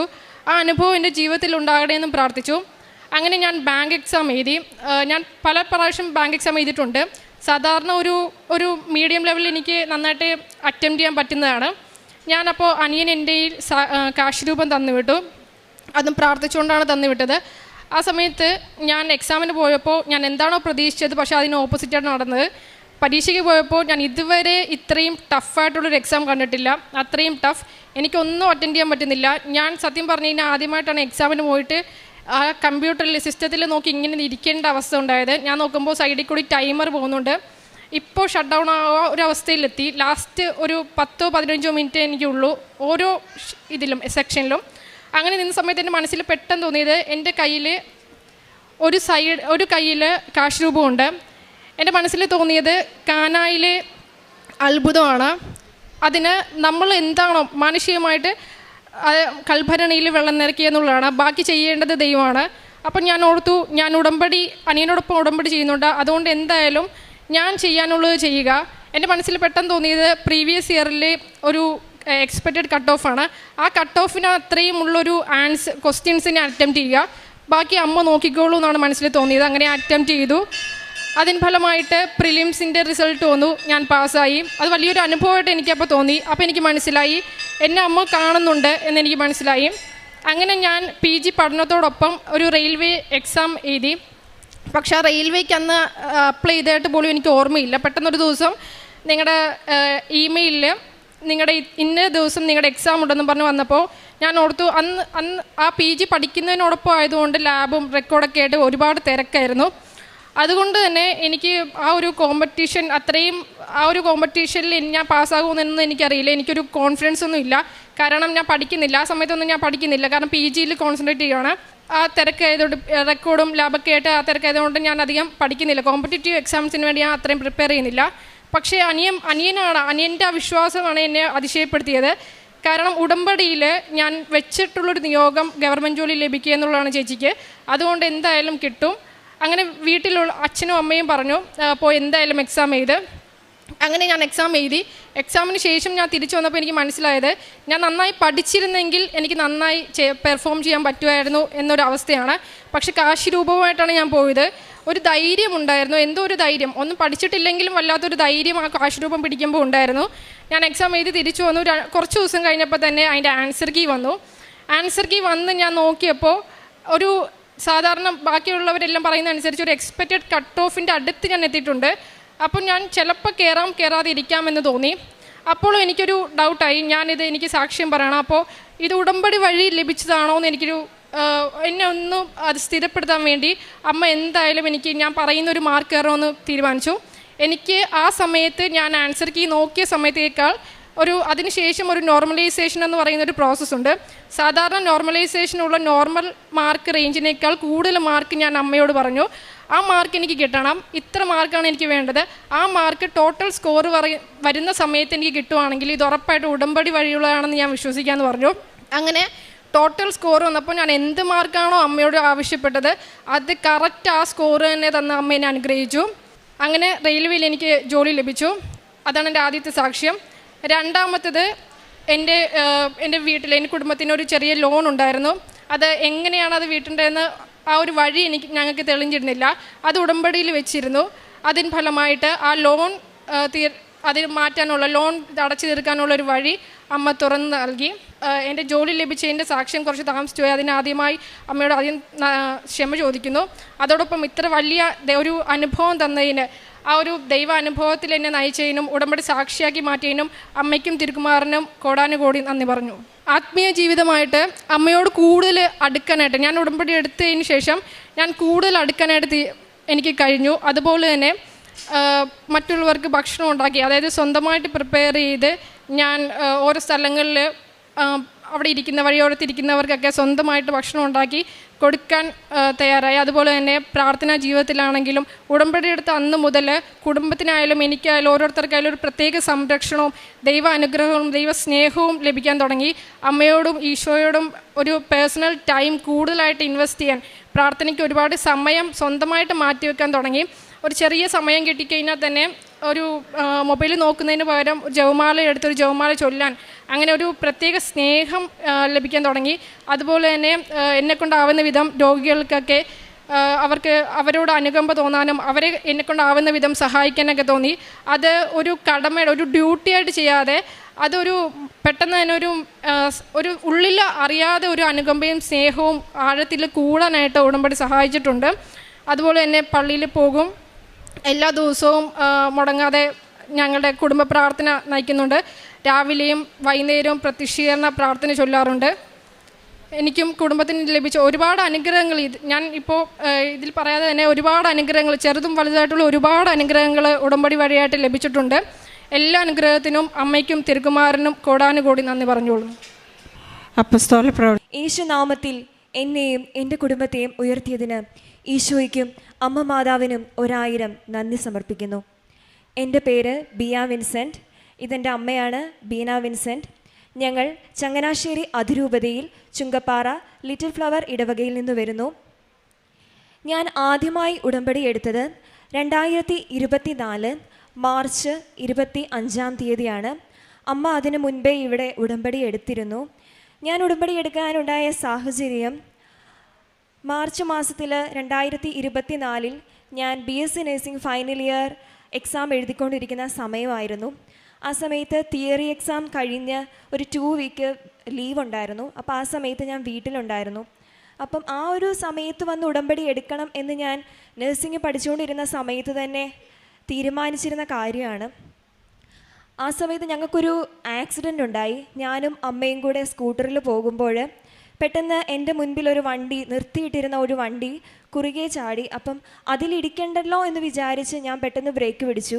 സ്കൂട്ടറായിരുന്നു. അപ്പം അമ്മ എൻ്റെ പുറകിൽ നിന്ന് റോഡിലേക്ക് തെറിച്ചു വീണു. ഞാൻ വീണില്ല, വണ്ടി എൻ്റെ കയ്യിൽ നിന്ന് പോയില്ല. അത്ഭുതമെന്ന് പറയട്ടെ, ഞാൻ ആ വണ്ടി വെച്ച് തിരിച്ച് അമ്മയെ നോക്കുന്ന സമയം കൊണ്ട് ഈശോയുടെയും അമ്മ മാതാവിൻ്റെയും കരങ്ങൾ അമ്മയെ ആ റോഡിൽ നിന്നും പിടിച്ച് എണ്ണയിപ്പിച്ച് നിർത്തിയിരുന്നു. അമ്മയുടെ കയ്യിൽ പരിശുദ്ധ ദൈവമാതാവിൻ്റെ ഉടമ്പടി കാശുരൂപം ഉണ്ടായിരുന്നു. ഞാൻ ഇന്നും വിശ്വസിക്കുന്നു, അമ്മ മാതാവ് ആ ഉടമ്പടി കാശുരൂപം അമ്മ മുറുകെ പിടിച്ചതിൻ്റെ ഫലമായി ഒരു ആപത്തും കൂടാതെ, ഒരു മുറിവുകളും ഇല്ലാതെ പൂർണ്ണമായിട്ടും ആ അപകടത്തിൽ നിന്നും ഞങ്ങളെ രക്ഷിച്ചു. അത് ഞാൻ വിശ്വാസത്തോടെ എൻ്റെ കൺമുൻപിൽ കണ്ടു കഴിഞ്ഞപ്പം ഞാൻ ഉറപ്പിച്ചു, ഇനി ഞാൻ താമസിക്കില്ല, ഇനി ഞാൻ ഉടമ്പടി ഉടനെ തന്നെ എടുത്തിരിക്കും. അതിനുശേഷം 2 ദിവസങ്ങൾക്ക് ശേഷമാണ് ഞാൻ ഉടമ്പടി എടുക്കുന്നത്. തിയറി എക്സാം കഴിഞ്ഞ് അതിനുശേഷം ഞാൻ ഉടമ്പടി കാശുരൂപം ഒക്കെ കൊണ്ടാണ് പിന്നീട് പ്രാക്ടിക്കൽ എക്സാമിന് പോകുന്നത്. അങ്ങനെ BSc നഴ്സിംഗിൻ്റെ എക്സാമൊക്കെ കഴിഞ്ഞ് റിസൾട്ടിന് വേണ്ടി കാത്തിരിക്കുകയായിരുന്നു. OBG എന്ന എക്സാം എനിക്ക് വളരെ ബുദ്ധിമുട്ടായിരുന്നു. കേരള യൂണിവേഴ്സിറ്റിയിൽ നഴ്സിംഗ് പഠിക്കുന്നവർക്കറിയാം, 50 ഷീറ്റുള്ള ബുക്ക്ലെറ്റിൽ വെറും ഏകദേശം 30ഓളം ഷീറ്റുകൾ മാത്രമാണ് ഞാൻ കംപ്ലീറ്റ് ചെയ്തത്. എനിക്ക് എക്സാം ക്വസ്റ്റ്യൻസൊക്കെ എളുപ്പമായിരുന്നു. പക്ഷെ ഞാൻ വിചാരിച്ച രീതിയിൽ അന്ന് എനിക്ക് എക്സാം എഴുതാൻ സാധിച്ചില്ല. ഞാൻ അമ്മയോട് പ്രാർത്ഥിച്ചു, അമ്മ ഇത് ഫൈനൽ ഇയർ എക്സാമാണ്, എങ്ങനെയെങ്കിലും എന്നെ ഒന്ന് പാസ്സാക്കി തരണം. Not by my merit, only by grace. എൻ്റെ കഴിവ് കൊണ്ട് ഞാനത് പാസ്സാകില്ല എന്ന് എനിക്ക് ഉറപ്പായിരുന്നു. ബാക്കിയുള്ള 3 സബ്ജക്റ്റുകളും എളുപ്പമായിരുന്നു. പക്ഷേ ആ സബ്ജക്റ്റ് എനിക്ക് വളരെയധികം ബുദ്ധിമുട്ടായിരുന്നു. റിസൾട്ട് വന്നപ്പോൾ അമ്മ മാതാവ് എന്നെ എടുത്ത് ഉയർത്തുകയാണ് ചെയ്തത്. കാരണം ഞാൻ തോൽക്കുമോ എന്ന് പോലും പേടിച്ചിരുന്ന OBG എന്ന ആ എക്സാമിനായിരുന്നു ഏറ്റവും കൂടുതൽ മാർക്ക് എനിക്ക് ലഭിച്ചത്. ബാക്കി 3 സബ്ജക്റ്റുകളെക്കാളും ഏറ്റവും കൂടുതൽ മാർക്ക് നൽകി പരിശുദ്ധ അമ്മ എന്നെ BSc നഴ്സിംഗ് പൂർത്തിയാക്കുകയും അതുപോലെ തന്നെ OBG എന്ന എക്സാമിന് ഏറ്റവും കൂടുതൽ മാർക്ക് നൽകുകയും ചെയ്തു. പിന്നീട് OET പഠിക്കാനായിട്ട് ഞാൻ പോയി. ആദ്യത്തെ അറ്റംപ്റ്റിൽ തന്നെ OET പാസ്സാകാൻ പറ്റും എന്നൊരു കോൺഫിഡൻസ് എനിക്കുണ്ടായിരുന്നു. ഞാൻ ആ സമയത്തൊക്കെ ഉടമ്പടിയിലാണ്. അപ്പം അമ്മ മാതാവും ഈശോയും എൻ്റെ കൂടെയുണ്ട്, ഞാനത് പാസ്സാകും എന്ന് തന്നെ ഞാൻ വിചാരിച്ചു.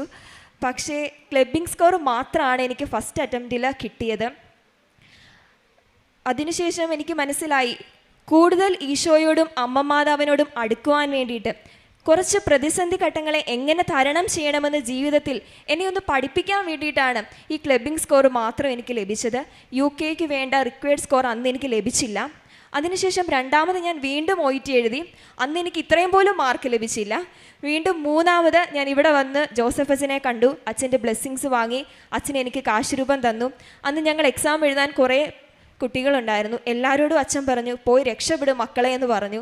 ആ ഒരു വാക്ക് ഒരുപാട് എൻ്റെ ജീവിതത്തിൽ എന്നെ സ്ട്രൈക്ക് ചെയ്തു. അങ്ങനെ 3ാമത്തെ എക്സാം ഞാൻ എഴുതി.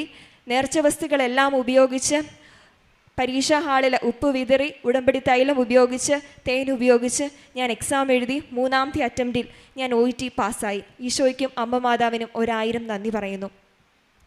OET പാസ്സായതിനു ശേഷം അടുത്തത് CBT എക്സാമാണ്. അതൊരു കമ്പ്യൂട്ടർ ബേസ്ഡ് എക്സാമാണ്. വളരെ പ്രയാസകരമായ ഒരു പരീക്ഷ തന്നെയാണത്. ആ സമയത്ത് ഞാൻ എക്സാമിന് എനിക്ക് എറണാകുളത്ത് വെച്ചിട്ടായിരുന്നു. എക്സാം സെൻറ്റർ ചെറിയതായിട്ടൊന്ന് മാറിപ്പോയി. അങ്ങനെ രാവിലെ 9 മണിക്കാണ് എക്സാം. 8:30 ആയപ്പം എറണാകുളം സിറ്റിയിലെത്തി. പക്ഷേ ഒരു കമ്മ്യൂണിക്കേഷൻ ഗ്യാപ്പ് കാരണം അന്ന് എക്സാം സെൻറ്റർ മാറിപ്പോയി. അപ്പം എനിക്ക് ഉറപ്പായിരുന്നു, ഞാനും എൻ്റെ ചേട്ടൻ്റെ ഒരു ഫ്രണ്ടും കൂടെയാണ് എക്സാം എഴുതാൻ പോയത്. ചേട്ടൻ എൻ്റെ അടുത്ത് പറഞ്ഞു, നമ്മളിനി എത്ര പരിശ്രമിച്ചാലും 9 മണിക്ക് നമുക്ക് ആ എക്സാം എഴുതാൻ പറ്റത്തില്ല, എക്സാം ഹാളിൽ കയറാൻ പറ്റത്തില്ല. ഞാൻ പറഞ്ഞു, ഇല്ല, എനിക്ക് ഉറപ്പാണ്, എൻ്റെ പരിശുദ്ധ ദൈവമാതാവും ഈശോയും എൻ്റെ കൂടെയുണ്ട്. ഞാൻ ഉടമ്പടി കാശുരൂപം മുറുകെ പിടിച്ച് ഞാൻ പ്രാർത്ഥിച്ചു, അമ്മേ എന്നെ എക്സാം ഹാളിൽ എത്തിക്കണേ 9 മണിക്ക് മുമ്പ്. വളരെ തിരക്കുള്ള സമയമാണ് എറണാകുളം ടൗണിലെ രാവിലെ 8:30 എന്ന് പറയുന്ന സമയം. എനിക്കറിഞ്ഞുകൂടാ, അത്ഭുതമെന്ന് പറയട്ടെ, 9 ആകാൻ കൃത്യം 2 മിനിറ്റ് ഉള്ളപ്പം ഞാൻ ആ എക്സാം ഹാളിൽ എത്തുകയും ആ എക്സാം എനിക്ക് പാസ്സാവാനും സാധിച്ചു. അതിനും ഈശോയ്ക്കും അമ്മയ്ക്കും ഞാൻ നന്ദി പറയുന്നു. OETയും CBTയും ഒക്കെ പാസ്സായി ഞാൻ ആ സമയത്ത് ഒരു താലൂക്ക് ഹോസ്പിറ്റലിൽ വോളണ്ടറി സ്റ്റാഫ് നേഴ്സായിട്ടാണ് ജോലി ചെയ്തുകൊണ്ടിരുന്നത്. അപ്പോൾ എല്ലാവരും എന്നോട് പറഞ്ഞു, എന്തിനാണ് താലൂക്ക് ആശുപത്രിയിലൊക്കെ ജോലി ചെയ്യാൻ പോകുന്നത്, വേറെ എവിടെയെങ്കിലും കയറിക്കോടെ, ഇനിയിപ്പോൾ ആരും UK ആരെ ഇപ്പോൾ എടുക്കത്തൊന്നുമില്ല, അവിടെ റിക്രൂട്ട്മെൻറ്റുകളൊന്നും ഇല്ല എന്നൊക്കെ പറഞ്ഞു. പക്ഷേ എനിക്ക് ഉറപ്പായിരുന്നു, ഞാൻ താലൂക്ക് ഹോസ്പിറ്റലിൽ ഓരോ രോഗികൾക്ക് വേണ്ടി ഞാൻ സേവനം ചെയ്യുമ്പോൾ എൻ്റെ ഈശോയും എൻ്റെ അമ്മ മാതാവും അതിനുള്ള പ്രതിഫലം എനിക്ക് തരുമെന്ന് എനിക്ക് പൂർണ്ണമായ വിശ്വാസം ഉണ്ടായിരുന്നു. അങ്ങനെ തന്നെ ഞാൻ മുൻപോട്ട് പോയി. അങ്ങനെ ഒരു ദിവസം രാവിലെ നമ്മുടെ 5:30 മണിയുടെ രാവിലത്തെ പ്രത്യക്ഷീകരണ പ്രാർത്ഥന ചൊല്ലുമ്പോൾ നീലത്തിരയിൽ അമ്മ മാതാവ് ഒരു തിരുഹൃദയ രൂപം ഞങ്ങളെ കാണിച്ചു തന്നു. ഇതാണ് ആ തിരുഹൃദയ രൂപം. അപ്പം ഞാൻ എന്നും മാതാവിനോട് പ്രാർത്ഥിക്കുമായിരുന്നു, മാതാവേ എന്താണ് ഈ അടയാളമെന്ന് എന്നെ ഒന്ന് കാണിച്ചു തരണേ. ഓരോ ദിവസവും ഞാനത് പ്രാർത്ഥിച്ചുകൊണ്ടിരുന്നു. അങ്ങനെ ഇരുന്നപ്പോഴാണ് UK ഇപ്പോൾ റിക്രൂട്ട്മെൻറ്റ് ഇല്ലാത്തത് കൊണ്ട് OSCE എക്സാം എഴുതാനായിട്ട് UK പോകാം എന്നൊരു തീരുമാനം ഞാൻ എടുത്തു. അങ്ങനെ എല്ലാ പേപ്പർ വർക്കുകളും ഒരു തടസ്സവും കൂടാതെ വിസയും ഒക്കെ റെഡിയായി. ഞാൻ UK എത്തുന്നത് 2025 ജൂൺ 27 ജൂൺ 27 എന്ന് പറയുന്നത് ഈശോയുടെ തിരുഹൃദയ തിരുനാളാണ്. അന്ന് എനിക്ക് മനസ്സിലായി, അമ്മ മാതാവ് എനിക്ക് മാസങ്ങൾക്ക് മുൻപേ കാണിച്ചു തന്ന ഈ തിരുഹൃദയം ആ ഈശോയുടെ തിരുഹൃദയത്തിൽ ഞാൻ UK എത്തുക എന്നുള്ള അടയാളമായിരുന്നു. അങ്ങനെ UK എത്തി. അവിടുത്തെ UK രജിസ്റ്റേർഡ് നേഴ്സ് ആവാനുള്ള എക്സാമാണ് OSCE എക്സാം. വളരെ പ്രയാസകരമായ ഒരു എക്സാമാണ്. ഞാൻ ഉടമ്പടി കാശുരൂപവും നേർച്ച വസ്തുക്കളും ഒക്കെ ഉപയോഗിച്ച് അമ്മ മാതാവിനോടും ഈശോയോടും മുട്ടിപ്പായി പ്രാർത്ഥിച്ചതിൻ്റെ ഫലമായിട്ട് ഞാൻ ആ എക്സാം പാസ്സായി. അതിനുശേഷം UK രജിസ്റ്റേർഡ് നേഴ്സായിട്ടുള്ള പിൻ നമ്പർ എനിക്ക് ലഭിച്ചു. പിന്നീട് ഞാൻ ഓരോ ആപ്ലിക്കേഷൻസും ഇങ്ങനെ അയച്ചുകൊണ്ടിരുന്നു. എത്ര ആപ്ലിക്കേഷൻ അയച്ചെന്ന് എനിക്ക് തന്നെ അറിയത്തില്ല. 1000കണക്കിന് ആപ്ലിക്കേഷനുകൾ ഞാൻ അവിടെ ഇരുന്ന് അയച്ചു. എല്ലാം റിജക്ഷൻ മാത്രമായിരുന്നു. ഞാൻ അമ്മ മാതാവിനോട് പ്രാർത്ഥിച്ചു, അമ്മ മാതാവേ ഇത്രയൊക്കെ ഞാൻ പ്രാർത്ഥിച്ചിട്ടും ഇത്രയൊക്കെ ഞാൻ ചെയ്തിട്ടും ഒരു ആപ്ലിക്കേഷൻ പോലും എന്നെ ഒന്നും വിളിക്കുന്നില്ലല്ലോ, ഒരു ഇൻ്റർവ്യൂവിന് പോലും എന്നെ ഒന്നും വിളിക്കുന്നില്ലല്ലോ എന്നോർത്ത് എനിക്ക് ഭയങ്കര സങ്കടമായിരുന്നു. അങ്ങനെ ഒരു ദിവസം ഞാൻ UK വെച്ച് വൈകുന്നേരത്തെ സന്ധ്യാപ്രാർത്ഥന പ്രാർത്ഥിക്കുന്ന സമയത്ത് അമ്മ മാതാവ് ഇങ്ങനെ 9 എന്നൊരു നമ്പർ പച്ച മെഴുകുതിരിയിൽ എന്നെ കാണിച്ചു തന്നു. അപ്പോൾ എനിക്ക് ഉറപ്പായിരുന്നു, എന്തോ ഒന്ന് അമ്മ എനിക്ക് വേണ്ടി കരുതി വെച്ചിട്ടുണ്ട്. പക്ഷേ കുറച്ച് താമസം എടുക്കും എന്നെനിക്കറിയാം. അപ്പം ആ ഒരു താമസത്തെ അതിജീവിക്കാനുള്ളൊരു കൃപ എനിക്ക് തരണേ മാതാവേ എന്ന് ഞാൻ പ്രാർത്ഥിച്ചു. ഏറ്റവും ബെസ്റ്റായിട്ടുള്ളത് എൻ്റെ ഈശോയും എൻ്റെ അമ്മ മാതാവും എനിക്ക് കരുതി വെച്ചിട്ടുണ്ട്. പക്ഷേ ആ ഒരു പ്രതിസന്ധി ഘട്ടങ്ങളെ എങ്ങനെ അതിജീവിക്കും, അതിനുള്ള കൃപ എനിക്ക് ലഭിക്കണേ മാതാവേ എന്ന് ഞാൻ പ്രാർത്ഥിച്ചു. അങ്ങനെ ജൂൺ മാസം OSCE എക്സാം എഴുതാൻ പോയ ഞാൻ ഡിസംബർ മാസം തിരിച്ചെത്തി. എനിക്ക് വലിയ ആഗ്രഹമായിരുന്നു 2025 നമ്മുടെ അഖണ്ഡ ജപമാല റാലിയിൽ പങ്കെടുക്കണമെന്നുള്ളത്.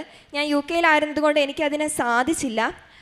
പക്ഷേ UK മാഞ്ചസ്റ്ററിൽ നടന്ന അഖണ്ഡ ജപമാല റാലിയിൽ പങ്കെടുക്കുവാനായിട്ട് അമ്മ മാതാവ് എനിക്ക് അവസരം തന്നു. എനിക്കറിയില്ലായിരുന്നു അവിടെ എന്നാണ് ജപമാല റാലിയെന്നോ അതിന് ഞാൻ എങ്ങനെ പോകുമെന്നോ ഒന്നും എനിക്കറിയില്ല. ഒരു ദിവസം ഞാനിങ്ങനെ യൂട്യൂബിൽ നമ്മുടെ സാക്ഷ്യങ്ങൾ കേൾക്കുന്നതിൻ്റെ ഇടയ്ക്ക് പെട്ടെന്നൊരു ഇമേജ് കയറി വന്നതാണ്. മാഞ്ചസ്റ്ററിൽ 2025 നവംബർ 1 അഖണ്ഡ ജപമാല റാലി നടക്കുന്നുണ്ട് എന്ന്. അത് കണ്ടപ്പോൾ എനിക്ക് ഒത്തിരി സന്തോഷമായി. കാരണം എനിക്ക് നാട്ടിൽ വന്ന് ജപമാല റാലിക്ക് കൂടാൻ പറ്റിയില്ലല്ലോ എന്നൊരു സങ്കടം വല്ലാതെ എന്നെ അലട്ടിക്കൊണ്ടിരുന്നു. അപ്പോഴാണ് മാതാവ് എനിക്ക് അവിടെ അഖണ്ഡ ജപമാല റാലിയിൽ പങ്കെടുക്കാനുള്ള അവസരം തന്നത്. അങ്ങനെ ഞാൻ തിരിച്ച് നാട്ടിലെത്തി. ഇനി നാട്ടിൽ എവിടെയെങ്കിലും കയറാമെന്ന് വിചാരിച്ചു. കാരണം ആപ്ലിക്കേഷൻസ് എല്ലാം റിജക്ഷൻസ് ആണ്. എല്ലാവരും പറഞ്ഞു എന്തിനാണ് ഇത്രയും പൈസയൊക്കെ മുടക്കി പോയത്, പോയിട്ടൊന്നും കാര്യമില്ല, ഇനി UK ആരും നഴ്സുമാരും ഒന്നും എടുക്കത്തില്ല എന്നൊക്കെ പറഞ്ഞ് എല്ലാവരും നിരുത്സാഹപ്പെടുത്തി. പക്ഷേ എനിക്ക് ഉറപ്പായിരുന്നു എനിക്ക് ബെസ്റ്റായിട്ടുള്ളത് എൻ്റെ ഈശോയും എൻ്റെ അമ്മ മാതാവും തരുമെന്ന് തന്നെ. അങ്ങനെ നാട്ടിൽ എവിടെയെങ്കിലും കയറുന്നൊക്കെ എല്ലാവരും പറഞ്ഞിട്ട് ഞാൻ കയറിയില്ല. ഞാൻ അതിശക്തമായിട്ട് തന്നെ ഞാൻ പ്രാർത്ഥിച്ചുകൊണ്ടിരുന്നു. എൻ്റെ വിശ്വാസം എന്നെ അതിജീവിക്കാനായിട്ട് സഹായിച്ചു. അങ്ങനെ 2026 ഈ ഫെബ്രുവരി മാസം 6-ാം തീയതി UK നിന്ന് എനിക്കൊരു ഓൺലൈൻ ഇൻ്റർവ്യൂ ഉണ്ടായിരുന്നു. ഒരു ഫേസ് ടു ഫേസ് ഇൻ്റർവ്യൂ ആയിരുന്നു. ആ ഇൻ്റർവ്യൂ വളരെ പ്രയാസകരമായിരുന്നു. അരമണിക്കൂറോളം അവരെൻ്റെ അടുത്ത് ക്വസ്റ്റ്യൻസ് ചോദിച്ചു. നിർത്താതെയുള്ള ക്വസ്റ്റ്യൻസ് ആയിരുന്നു. ഞാൻ പ്രാർത്ഥിച്ച എൻ്റെ അമ്മ മാതാവേ, ഞാൻ പറയുന്നത് അവർക്കും അവർ പറയുന്നത് എനിക്കും മനസ്സിലാവാനുള്ള ഒരു കൃപ എനിക്ക് തരണമെന്ന്. അങ്ങനെ ആ ഇൻ്റർവ്യൂ കഴിഞ്ഞു. പിന്നീട് ഫെബ്രുവരി 9-ാം തീയതിയാണ് അതിൻ്റെ റിസൾട്ട് വന്നത്. അന്ന് എനിക്ക് മനസ്സിലായി, മാസങ്ങൾക്ക് മുമ്പേ അമ്മ മാതാവ് എനിക്ക് പച്ചമെഴുകുതിരിയിൽ കാണിച്ചു തന്ന 9 എന്ന തീയതി എൻ്റെ റിസൾട്ട് വന്ന ഫെബ്രുവരി 9 ആയിരുന്നു. അങ്ങനെ ഒരു UK രജിസ്റ്റേർഡ് നേഴ്സായിട്ട് അമ്മ മാതാവ് ഫെബ്രുവരി 9-ാം തീയതി എന്നെ ഉയർത്തി. ഒരുപാട് പേര് കുറ്റപ്പെടുത്തി, ഒരുപാട് പേര് നിരുത്സാഹപ്പെടുത്തി, എന്തിനാണ് പോകുന്നത്, ഇനി അവിടെ ജോലിയൊന്നും കിട്ടത്തില്ല. അങ്ങനെ അല്ല, എനിക്ക് ഉറപ്പായിരുന്നു ഉടമ്പടി എടുത്ത എന്നെ എൻ്റെ ഈശോയും എൻ്റെ അമ്മ മാതാവും ഉയർത്തുമെന്ന് പൂർണ്ണമായും വിശ്വസിച്ചതിൻ്റെ ഫലമായി ഇന്ന് ഞാനിവിടെ നിൽക്കുന്നത് UK ഒരു രജിസ്റ്റേർഡ് നേഴ്സായിട്ട് ഈ ആഴ്ച പോകാൻ വേണ്ടിയിട്ടാണ്. അങ്ങനെ കഴിഞ്ഞ ദിവസം എൻ്റെ വിസ വന്നു. ഞാൻ ഈ ആഴ്ച UK പോവുകയാണ്. ഞാൻ ഈ ഡിസംബറിൽ ഇവിടെ വന്ന സമയത്ത് ഞാൻ ഉടമ്പടി പുതുക്കിയിരുന്നു. വന്നു കഴിഞ്ഞ് 2 ദിവസം കഴിഞ്ഞപ്പോൾ തന്നെ ഞാൻ ഇവിടെ വന്നു, ഉടമ്പടി പുതുക്കി.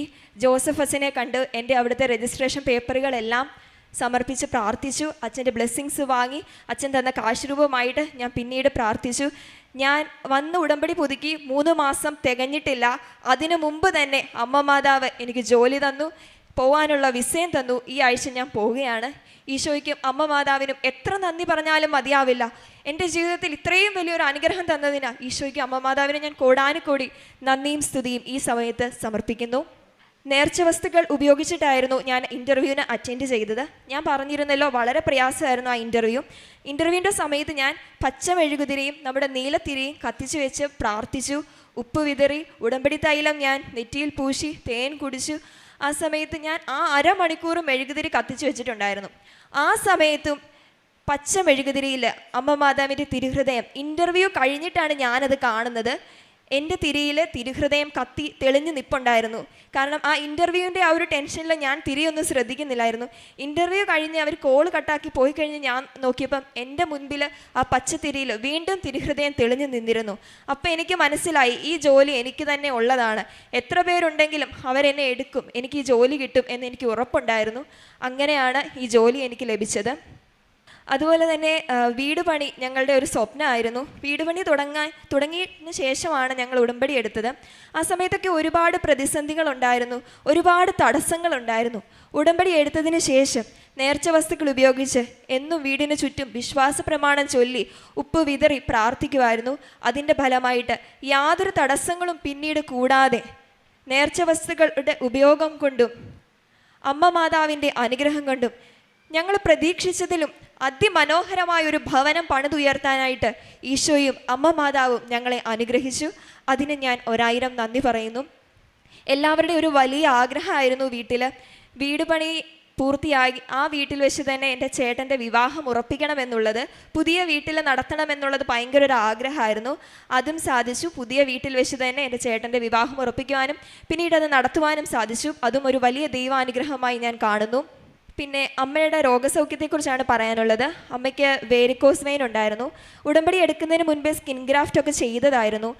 പക്ഷേ പിന്നീട് വീണ്ടും കാല് കുഴിഞ്ഞ് ഒരു പൊട്ടൽ പോലൊക്കെ ആയായിരുന്നു. അപ്പം മരുന്നുകളൊന്നും ഉപയോഗിച്ചിട്ടും അത് കരിയുന്നില്ലായിരുന്നു. ഉടമ്പടി എടുത്തതിന് ശേഷം പിന്നീട് മരുന്നുകളെല്ലാം മാറ്റിവെച്ച് ഞങ്ങൾ ഉടമ്പടി വസ്തുക്കൾ ഉപയോഗിച്ച് കാലിൽ പുരട്ടി എന്നും പ്രാർത്ഥിച്ചതിൻ്റെ ഫലമായി പിന്നീട് ഇതുവരെ അങ്ങനെ ഒരു മുറിവുണ്ടായിട്ടില്ല. പൂർണ്ണമായ സൗഖ്യം അമ്മയ്ക്ക് വേരിക്കോസ് വെയിന് ലഭിക്കുകയും ചെയ്തു. അതിനും അമ്മയ്ക്കും ഈശോയ്ക്കും ഞാൻ 1000 നന്ദി പറയുകയാണ്. ഞാൻ നേഴ്സിംഗ് പഠിച്ചുകൊണ്ടിരിക്കുന്ന സമയത്ത് എനിക്ക് ചെവിവേദന ഉണ്ടായി. എൻ്റെ റൂംമേറ്റ്സിനും എൻ്റെ ഫ്രണ്ട്സിനും ഒക്കെ അറിയാം, എപ്പോഴും എന്നെ കൊണ്ട് ഹോസ്പിറ്റലിൽ പോകാനേ അവർക്ക് സമയം ഉണ്ടായിരുന്നുള്ളൂ. എന്താണ് കാരണമെന്ന് ഡോക്ടേഴ്സിനും അറിയില്ല, എനിക്കും അറിയില്ല. കൾച്ചർ ടെസ്റ്റുകളൊക്കെ ചെയ്തു, പക്ഷേ അതിലൊന്നും എനിക്ക് ഒരു കുഴപ്പമില്ല. പഠിക്കുന്ന സമയത്തൊക്കെ എനിക്ക് ഭയങ്കര ബുദ്ധിമുട്ടായിരുന്നു. നേർച്ച വസ്തുക്കൾ ഉപയോഗിച്ച് ഉടമ്പടി എടുത്തതിന് ശേഷം ഞാൻ പ്രാർത്ഥിച്ചതിൻ്റെ ഫലമായിട്ട് പിന്നീട് ഇന്ന് വരെ എനിക്ക് ആ ചെവിവേദന ഉണ്ടായിട്ടില്ല. ഞാൻ എന്നും ഉടമ്പടി തൈലം തൂത്ത് മാതാവിനോട് പ്രാർത്ഥിക്കുമായിരുന്നു, മാതാവേ ഒരു കാരണവശാലും ഇനി ആ വേദന എൻ്റെ ജീവിതത്തിൽ എനിക്ക് ഉണ്ടാവരുതെന്ന്. അതുപോലെ മറ്റെന്ത് രോഗമായാലും, ഒരു തലവേദന ആയാലും മറ്റെന്ത് രോഗങ്ങളായാലും നേർച്ച വസ്തുക്കൾ ഉപയോഗിക്കുമ്പോൾ പൂർണ്ണമായും അതിൽ നിന്നുള്ള വിടുതൽ എനിക്കും എൻ്റെ കുടുംബത്തിനും അതുപോലെ ഞാൻ നേർച്ച വസ്തുക്കൾ ഉപയോഗിച്ച് പ്രാർത്ഥിക്കുന്ന ഒരുപാട് പേർക്കും ലഭിച്ചിട്ടുണ്ട്. 3ാമത്തെ തവണ ഞാൻ OET എഴുതുന്നതിന് മുൻപ് ഇവിടെ വന്ന ജോസഫസിനെ കാണാൻ വന്ന സമയത്ത് എൻ്റെ കയ്യിൽ നിന്ന് അന്ന് ഞാൻ ഒറ്റയ്ക്കാണ് വന്നത്. അപ്പം ഞാൻ വന്ന സമയത്ത് ഹോട്ടലിൽ ഫുഡ് കഴിക്കാൻ കയറിയിരുന്നു രാവിലെ. തിരിച്ച് ഞാൻ പള്ളിയിലോട്ട് കയറുന്നതിന് തൊട്ട് മുമ്പ് എൻ്റെ അടുത്ത് ആരോ ഇങ്ങനെ പറഞ്ഞു, കാശ് രൂപം കയ്യിലുണ്ടോ എന്ന് നോക്കുമെന്ന്. മാതാവ് എൻ്റെ ഉള്ളിലിരുന്നു കൊണ്ട് പറയുകയാണ്. അല്ലെങ്കിൽ ഞാനത് ശ്രദ്ധിക്കത്തേയില്ല. ഞാൻ പള്ളിക്കകത്ത് കയറിയില്ല, അതിനു മുമ്പേ കാശ് രൂപം ഉണ്ടെന്ന് നോക്കുമെന്ന് എൻ്റെ മനസ്സിലിരുന്ന് അമ്മ മാതാവ് എന്നോട് പറയുകയാണ്. ഞാൻ നോക്കി, എൻ്റെ കയ്യിൽ ആ കാശ് രൂപമില്ല. ഞാൻ ഓർത്ത്, മാതാവേ ആ കാശ് രൂപം നഷ്ടപ്പെട്ടു. പ്രതിസന്ധിയിലൂടെ കടന്നു പോയിക്കൊണ്ടിരിക്കുകയാണ്. 3ാമത്തെ OET അതെങ്ങനെയെങ്കിലും ഒന്ന് പാസ്സാവണം, ആ ഒരു വിചാരത്തോടെയാണ് വരുന്നത്. അപ്പോഴാണ്ട് കയ്യിൽ നിന്ന് കാശ് രൂപവും നഷ്ടപ്പെട്ടു. വീണ്ടും എനിക്ക് ഒരുപാട് നിരാശയായി. ഞാൻ ഇവിടെ വന്നിരുന്ന് ഒരുപാട് കരഞ്ഞു, മാതാവേ വീണ്ടും നീ എന്നെ ഓരോ പ്രതിസന്ധിയിലോട്ടാണല്ലോ കൊണ്ടുപോകുന്നതെന്ന്. അത് കഴിഞ്ഞ് ഞാൻ ഇവിടെ നിന്ന് കരഞ്ഞ് പ്രാർത്ഥിച്ചു, മാതാവേ എനിക്ക് ആ കാശ് രൂപ എങ്ങനെയെങ്കിലും തിരികെ തരണം, അത് കിട്ടിയേ പറ്റൂ. അങ്ങനെ ഞാൻ ഇവിടെ ഇരുന്ന് കരഞ്ഞ് പ്രാർത്ഥിച്ച് തിരിച്ച് ഞാൻ ആ ഹോട്ടലിൽ ചെന്നപ്പോഴും ഞാൻ ഇരുന്ന സ്ഥലത്തു നിന്ന് തന്നെ എനിക്ക് ആ കാശ് രൂപം തിരികെ ലഭിച്ചു. ഞാൻ അമ്മയെ വിളിച്ച് പറഞ്ഞു, അമ്മ എൻ്റെ കയ്യിൽ നിന്ന് കാശ് രൂപം നഷ്ടപ്പെട്ടു പോയി. അമ്മ അന്ന് എന്നെ കുറേ വഴക്ക് പറഞ്ഞു, നിൻ്റെ അശ്രദ്ധ കാരണമല്ലേ നഷ്ടപ്പെടുത്തി കളഞ്ഞത്, ഇനിയെങ്കിലും സൂക്ഷിക്കണം എന്നെ അമ്മ എന്നോട് പറഞ്ഞു. അങ്ങനെ ആ കാശ് രൂപം അന്ന് ഞാൻ ഇവിടെ കയറുന്നതിന് മുമ്പ് അന്ന് ഞാൻ നോക്കിയതുകൊണ്ട് മാത്രമാണ് അന്ന് എനിക്ക് ആ കാശ് രൂപം തിരികെ കിട്ടിയത്. പിന്നീട് ഞാൻ ഇതുവരെ കാശ് രൂപം താത്തു വെച്ചിട്ടില്ല. ഞാൻ എവിടെ പോയാലും എൻ്റെ അമ്മ മാതാവിൻ്റെ ജപമാലയും ഈ ഉടമ്പടി കാശ് രൂപമാണ് എൻ്റെ ജീവിതത്തിൽ എൻ്റെ മുതൽക്കൂട്ട്. എന്നെ നയിക്കുന്നത് ഈ പരിശുദ്ധ ജപമാലയും ഈ കാശ് രൂപം തന്നെയാണ്. ആത്മീയ ജീവിതം ആദ്യ കുർബാന സ്വീകരിച്ച നാൾ മുതൽ വിശുദ്ധ കുർബാന എൻ്റെ ജീവിതത്തിൻ്റെ ഒരു ജീവിതചര്യയായിരുന്നു. ഞാൻ സ്കൂളിൽ പഠിക്കുമ്പോഴും കോളേജിൽ പഠിക്കുമ്പോഴും OET പഠിക്കുമ്പോൾ പോലും എല്ലാ ദിവസവും ഞാൻ വിശുദ്ധ കുർബാനയിൽ പങ്കെടുക്കുന്നൊരു വ്യക്തിയായിരുന്നു. അപ്പം ഉടമ്പടി എടുക്കുന്ന സമയത്ത് ഈ വിശുദ്ധ കുർബാനയിൽ കൂടുതൽ ആഴപ്പെടുവാനായിട്ട് ഈശോയും മാതാവും എന്നെ അനുഗ്രഹിച്ചു. എൻ്റെ നിയോഗങ്ങൾക്ക് വേണ്ടിയും അതുപോലെ തന്നെ മറ്റുള്ളവരുടെ നിയോഗങ്ങൾക്ക് വേണ്ടിയും ഓരോ വിശുദ്ധ ബലിയും അർപ്പിക്കുവാനായിട്ട് എനിക്ക് സാധിച്ചു. നേഴ്സിംഗ് പഠിക്കുമ്പോഴാണെങ്കിലും OET പഠിക്കുമ്പോഴാണെങ്കിലും അതിനുള്ള അവസരം ഈശോയും മാതാവും എനിക്ക് തന്നു. ഓരോ ദിവസവും ദിവ്യബലി അർപ്പിക്കുവാനും പരീക്ഷയുള്ള സമയത്താണെങ്കിലും അല്ലാത്തപ്പോഴാണെങ്കിലും കുർബാന മുടക്കിയിട്ട് ഒരു കാര്യത്തിനും ഞാൻ പോകത്തില്ലായിരുന്നു. ഇപ്പോഴാണെങ്കിലും ഞാനും അമ്മയും എല്ലാ ദിവസവും വിശുദ്ധ കുർബാനയിലും നിരന്തരം പങ്കെടുത്തു വരുന്നു. ഞങ്ങളുടെ ഇടവക ദേവാലയം കുറച്ച് അകലെയാണ്. അതുകൊണ്ട് തന്നെ വീടിനടുത്തുള്ള മലങ്കര കത്തോലിക്ക ദേവാലയത്തിലാണ് ഞങ്ങൾ എല്ലാ ദിവസവും വിശുദ്ധ കുർബാനയിൽ പങ്കെടുക്കുന്നത്. 2 ആഴ്ച കൂടുമ്പം കുമ്പസാരിക്കാറുണ്ട്, ബൈബിൾ വചനം വായിക്കാറുണ്ട്, ജപമാല ചൊല്ലാറുണ്ട്, കുടുംബ പ്രാർത്ഥന മുടക്കാറില്ല. ഞങ്ങൾക്ക് വേണ്ടിയും അതുപോലെ തന്നെ മറ്റുള്ളവരുടെ നിയോഗത്തിന് വേണ്ടിയും കൂടുതലായിട്ട് പ്രാർത്ഥിക്കുവാനായിട്ട് ഈ ഉടമ്പടി എടുത്തത് വഴി എനിക്കും എൻ്റെ കുടുംബത്തിനും സാധിച്ചിട്ടുണ്ട്. കാരുണ്യ പ്രവൃത്തികൾ എല്ലാ മാസവും പ്രൊവിഡൻസ് ഹോമിൽ ഞങ്ങളുടെ ഇടവകയിൽ നിന്ന് പൊതിച്ചോറ് നൽകുന്നുണ്ട്. അത് ഞങ്ങളും ഒരു മുടക്കവും കൂടാതെ നൽകി വരുന്നു. അതുപോലെ തന്നെ ഓൾഡ് ഏജ് ഹോമിലും ഡിസേബിൾഡ് ആയിട്ടുള്ള കുഞ്ഞുങ്ങളെ നോക്കുന്ന സ്ഥാപനങ്ങളിലുമൊക്കെ ഭക്ഷണമായിട്ടും വസ്ത്രമായിട്ടും സാമ്പത്തികമായിട്ടും ഞങ്ങളെക്കൊണ്ട് കഴിയുന്ന വിധത്തിൽ ഞങ്ങൾ നൽകി വരുന്നു. വീട്ടിലാണെങ്കിലും സഹായം ചോദിച്ചും ഭക്ഷണം ചോദിച്ചും വസ്ത്രങ്ങളുണ്ടോ എന്ന് ചോദിച്ചുമൊക്കെ ഒരുപാട് പേര് വീട്ടിൽ വരാറുണ്ട്. വരുന്ന ആരെയും നിരുത്സാഹപ്പെടുത്താറില്ല. കഴിയും വിധത്തിൽ ഈശോയും മാതാവും തന്ന അനുഗ്രഹം എത്രത്തോളമാണോ അതനുസരിച്ച് അവരെ ഓരോരുത്തരെയും സഹായിക്കുവാനുള്ള കൃപ എൻ്റെ ഈശോയും എൻ്റെ അമ്മ മാതാവും ഞങ്ങളുടെ കുടുംബത്തിന് നൽകിയിട്ടുണ്ട്. അത് ഞങ്ങൾ നൽകി വരുന്നു.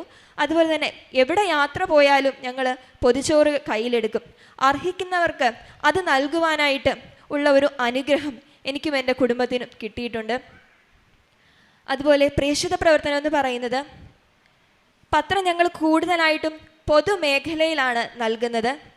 ബസ് സ്റ്റാൻഡിലും റെയിൽവേ സ്റ്റേഷനിലും കടകളിലും അങ്ങനെയുള്ള സ്ഥലങ്ങളിൽ അമ്മ മാതാവിനെ പറ്റി പറയുവാനും പറഞ്ഞ് മറ്റുള്ളവർക്ക് മനസ്സിലാക്കി തന്നെ ഈ പത്രം കൊടുക്കുവാനും എല്ലാ പത്രത്തിലും ഉടമ്പടി തൈലം വെച്ച് കുരിശ് വരച്ച് പ്രാർത്ഥിച്ച് അമ്മേ മാതാവേ ഈ പത്രം ലഭിക്കുന്ന ഓരോരുത്തർക്കും ഇതൊരു അനുഗ്രഹമായി മാറണേ എന്ന് പ്രാർത്ഥിച്ചുകൊണ്ടാണ് ഓരോ പത്രവും ഞങ്ങൾ കൊടുക്കുന്നത്. ഞാൻ UK പോയ സമയത്താണെങ്കിലും ഞാൻ ഇവിടുന്ന് ഇംഗ്ലീഷ് പത്രം വാങ്ങിച്ചുകൊണ്ട് പോയിരുന്നു. അവിടെ വെച്ച് എനിക്ക് അമ്മ മാതാവിനെ പറ്റി, ഇതൊരു റിലീജിയസ് ചർച്ചാണ്, ഇവിടുത്തെ കാര്യങ്ങൾ ഇങ്ങനെയൊക്കെയാണ് എന്ന് അവിടെയുള്ളവരോട് പറഞ്ഞ് മനസ്സിലാക്കി അവിടെ ചെന്നപ്പോഴും പ്രേക്ഷിത പ്രവർത്തനം നടത്തുവാനായിട്ട് ഈശോയും എൻ്റെ അമ്മ മാതാവും എന്നെ അനുഗ്രഹിച്ചു. ഉടമ്പടി എടുത്ത എല്ലാവരോടും എനിക്കിതാണ് പറയാനുള്ളത്. നമ്മുടെ ആത്മീയ ജീവിതത്തെ കൂടുതൽ ആഴപ്പെടുത്തുവാനും നമ്മെ ശക്തീകരിക്കുവാനും നമുക്കുള്ളൊരു വലിയ ആയുധമാണ് ഈ ഉടമ്പടി. പ്രതിസന്ധികൾ ഉണ്ടാകാം, നമ്മൾ പതറിപ്പോകാം, പക്ഷേ നമ്മൾ ഒരിക്കലും വീണു പോകരുത്. താഴ്ച നമുക്കുണ്ടാകും, പക്ഷേ അവിടെ നമുക്കൊരു ഉയർപ്പുണ്ട്. ഈശോയും മാതാവും നമുക്ക് ബെസ്റ്റായിട്ടുള്ളത് കരുതി വെച്ചിട്ടുണ്ട്. പക്ഷേ ആ ഒരു കാലഘട്ടം, ആ ഒരു സമയത്തെ അതിജീവിക്കാനാണ് നമുക്ക് പ്രയാസം. ആ ഒരു സമയത്തെ അതിജീവിക്കാനുള്ള കൃപ തരണേന്ന് നമുക്ക് ഓരോരുത്തർക്കും ഈശോയോടും അമ്മ മാതാവിനോടും പ്രാർത്ഥിക്കാം. ഞാനും എൻ്റെ കുടുംബവും ഇനി എന്നും ഉടമ്പടിയിൽ തന്നെ ജീവിക്കും. ഇത്രത്തോളം അനുഗ്രഹങ്ങൾ എനിക്കും എൻ്റെ കുടുംബത്തിനും അതുപോലെ തന്നെ ഞങ്ങൾ വഴി മറ്റുള്ളവർക്കും ലഭിച്ചതിന് ഈശോയ്ക്കും അമ്മ മാതാവിനും ഞാൻ കോടാനുകോടി നന്ദി പറയുകയാണ്. അതുപോലെ തന്നെ എൻ്റെ കൂട്ടുകാരും ഞങ്ങളുടെ റിലേറ്റീവ്സ് അതുപോലെ തന്നെ നെയ്ബേഴ്സ് ഒരുപാട് പേരുടെ അമ്മ മാതാവിനെ പറ്റി പറയുവാനും ഇവിടെ വന്ന് കുറേ പേര് ഉടമ്പടി എടുത്തിട്ടുണ്ട്. ഞങ്ങളുടെ സാക്ഷ്യങ്ങൾ കേട്ട് ഒരുപാട് പേര് ഉടമ്പടിയിലേക്ക് വന്നിട്ടുണ്ട്. ഞാൻ താലൂക്ക് ഹോസ്പിറ്റലിൽ ജോലി ചെയ്തിരുന്ന സമയത്ത് ഒരുപാട് പേരെ എനിക്ക് അവിടെ കാണാനായിട്ട് സാധിച്ചിട്ടുണ്ട്. വരുന്നതിൽ ഒരാളെങ്കിലും ഒരു ദിവസം ഉടമ്പടി എടുത്തൊരു വ്യക്തിയായിരിക്കും. നമ്മൾ ഈ ECG ഒക്കെ എടുക്കുന്ന സമയത്ത് ഉടമ്പടി കാശുരൂപം അവരുടെ കഴുത്തിൽ നിന്ന് ഇങ്ങനെ ഊരുമ്പോൾ അവർ പറയും, മോളെ ഇത് ECG എടുത്തു കഴിയുമ്പം എനിക്ക് ആ കാശുരൂപം തിരികെ തരണേ, ഇത് ഉടമ്പടി കാശുരൂപമാണ്. അപ്പോൾ എനിക്ക് ഒരുപാട് സന്തോഷം. അമ്മ മാതാവ് അവിടെയും എൻ്റെ കൂടെ തന്നെ ഉണ്ടായിരുന്നു. അവിടെ വരുന്ന ഓരോരുത്തരിലും അമ്മ മാതാവിനെയും ഈശോയെയും പറ്റി അറിയുവാനും അവരുടെ അനുഭവങ്ങൾ അവരെന്നോട് പറയുമായിരുന്നു, ഞാൻ എൻ്റെ അനുഭവങ്ങൾ അവരോട് പറയുമായിരുന്നു. അങ്ങനെ ഒരുപാട് അനുഭവങ്ങൾ ഈ ഉടമ്പടി എടുത്ത 2 വർഷക്കാലം. ഞാൻ ഈ മാർച്ച് 25 ഞാൻ ഉടമ്പടി എടുത്തിട്ട് 2 വർഷം തികയാണ്. ആ 2 വർഷത്തിന് മുമ്പ് ഈ പരിശുദ്ധമായ അൾത്താരയിൽ വന്ന് ഇത്രത്തോളം അനുഗ്രഹങ്ങൾ ഈശോയും അമ്മ മാതാവും എനിക്ക് തന്നു. അത് സാക്ഷ്യപ്പെടുത്തുവാനായിട്ട് പരിശുദ്ധ അമ്മയുടെ പ്രത്യക്ഷീണത്തിൻ്റെ സാക്ഷിയാക്കി എന്നെയും എൻ്റെ കുടുംബത്തെയും ഉയർത്തണമേ എന്ന് അനുദിനം ഞാൻ പ്രാർത്ഥിക്കുമായിരുന്നു. അതിനുള്ള ഫലമാണ് ഇന്ന് എനിക്ക് ലഭിച്ചിരിക്കുന്നത്. എനിക്കറിയാം. 2 വർഷമായിട്ട് ഞാൻ പ്രാർത്ഥിക്കുമായിരുന്നു, മാതാവേ എല്ലാവരും സാക്ഷ്യം പറയുന്നുണ്ട്, ഓരോരുത്തരുടെയും സാക്ഷ്യം കേൾക്കുമ്പം എനിക്കും ഒരു സാക്ഷ്യം പറയാനുള്ളൊരു കൃപ, ഒരു അനുഗ്രഹം എനിക്കും എൻ്റെ കുടുംബത്തിന് തരണേന്ന് ഞാൻ എന്നും പ്രാർത്ഥിക്കുമായിരുന്നു. അതിനുള്ള ഫലം, അതിനുള്ള അനുഗ്രഹമാണ് ഇന്ന് ഞാൻ ഈ അൾത്താരയിൽ നിൽക്കുന്നത്. മരണം വരെ ഞാനും എൻ്റെ കുടുംബവും ഉടമ്പടിയിൽ തന്നെ ജീവിക്കും. ഇത്രത്തോളം അനുഗ്രഹങ്ങൾ എനിക്കും എൻ്റെ കുടുംബത്തിനും ഈ ലോകം മുഴുവൻ നൽകിക്കൊണ്ടിരിക്കുന്ന പരിശുദ്ധ അമ്മ മാതാവിനും ഈശോയ്ക്കും കോടാനുകോടി നന്ദിയും സ്തുതിയും അർപ്പിച്ചുകൊണ്ട് ഞാൻ ഈ സാക്ഷ്യം സമർപ്പിക്കുന്നു.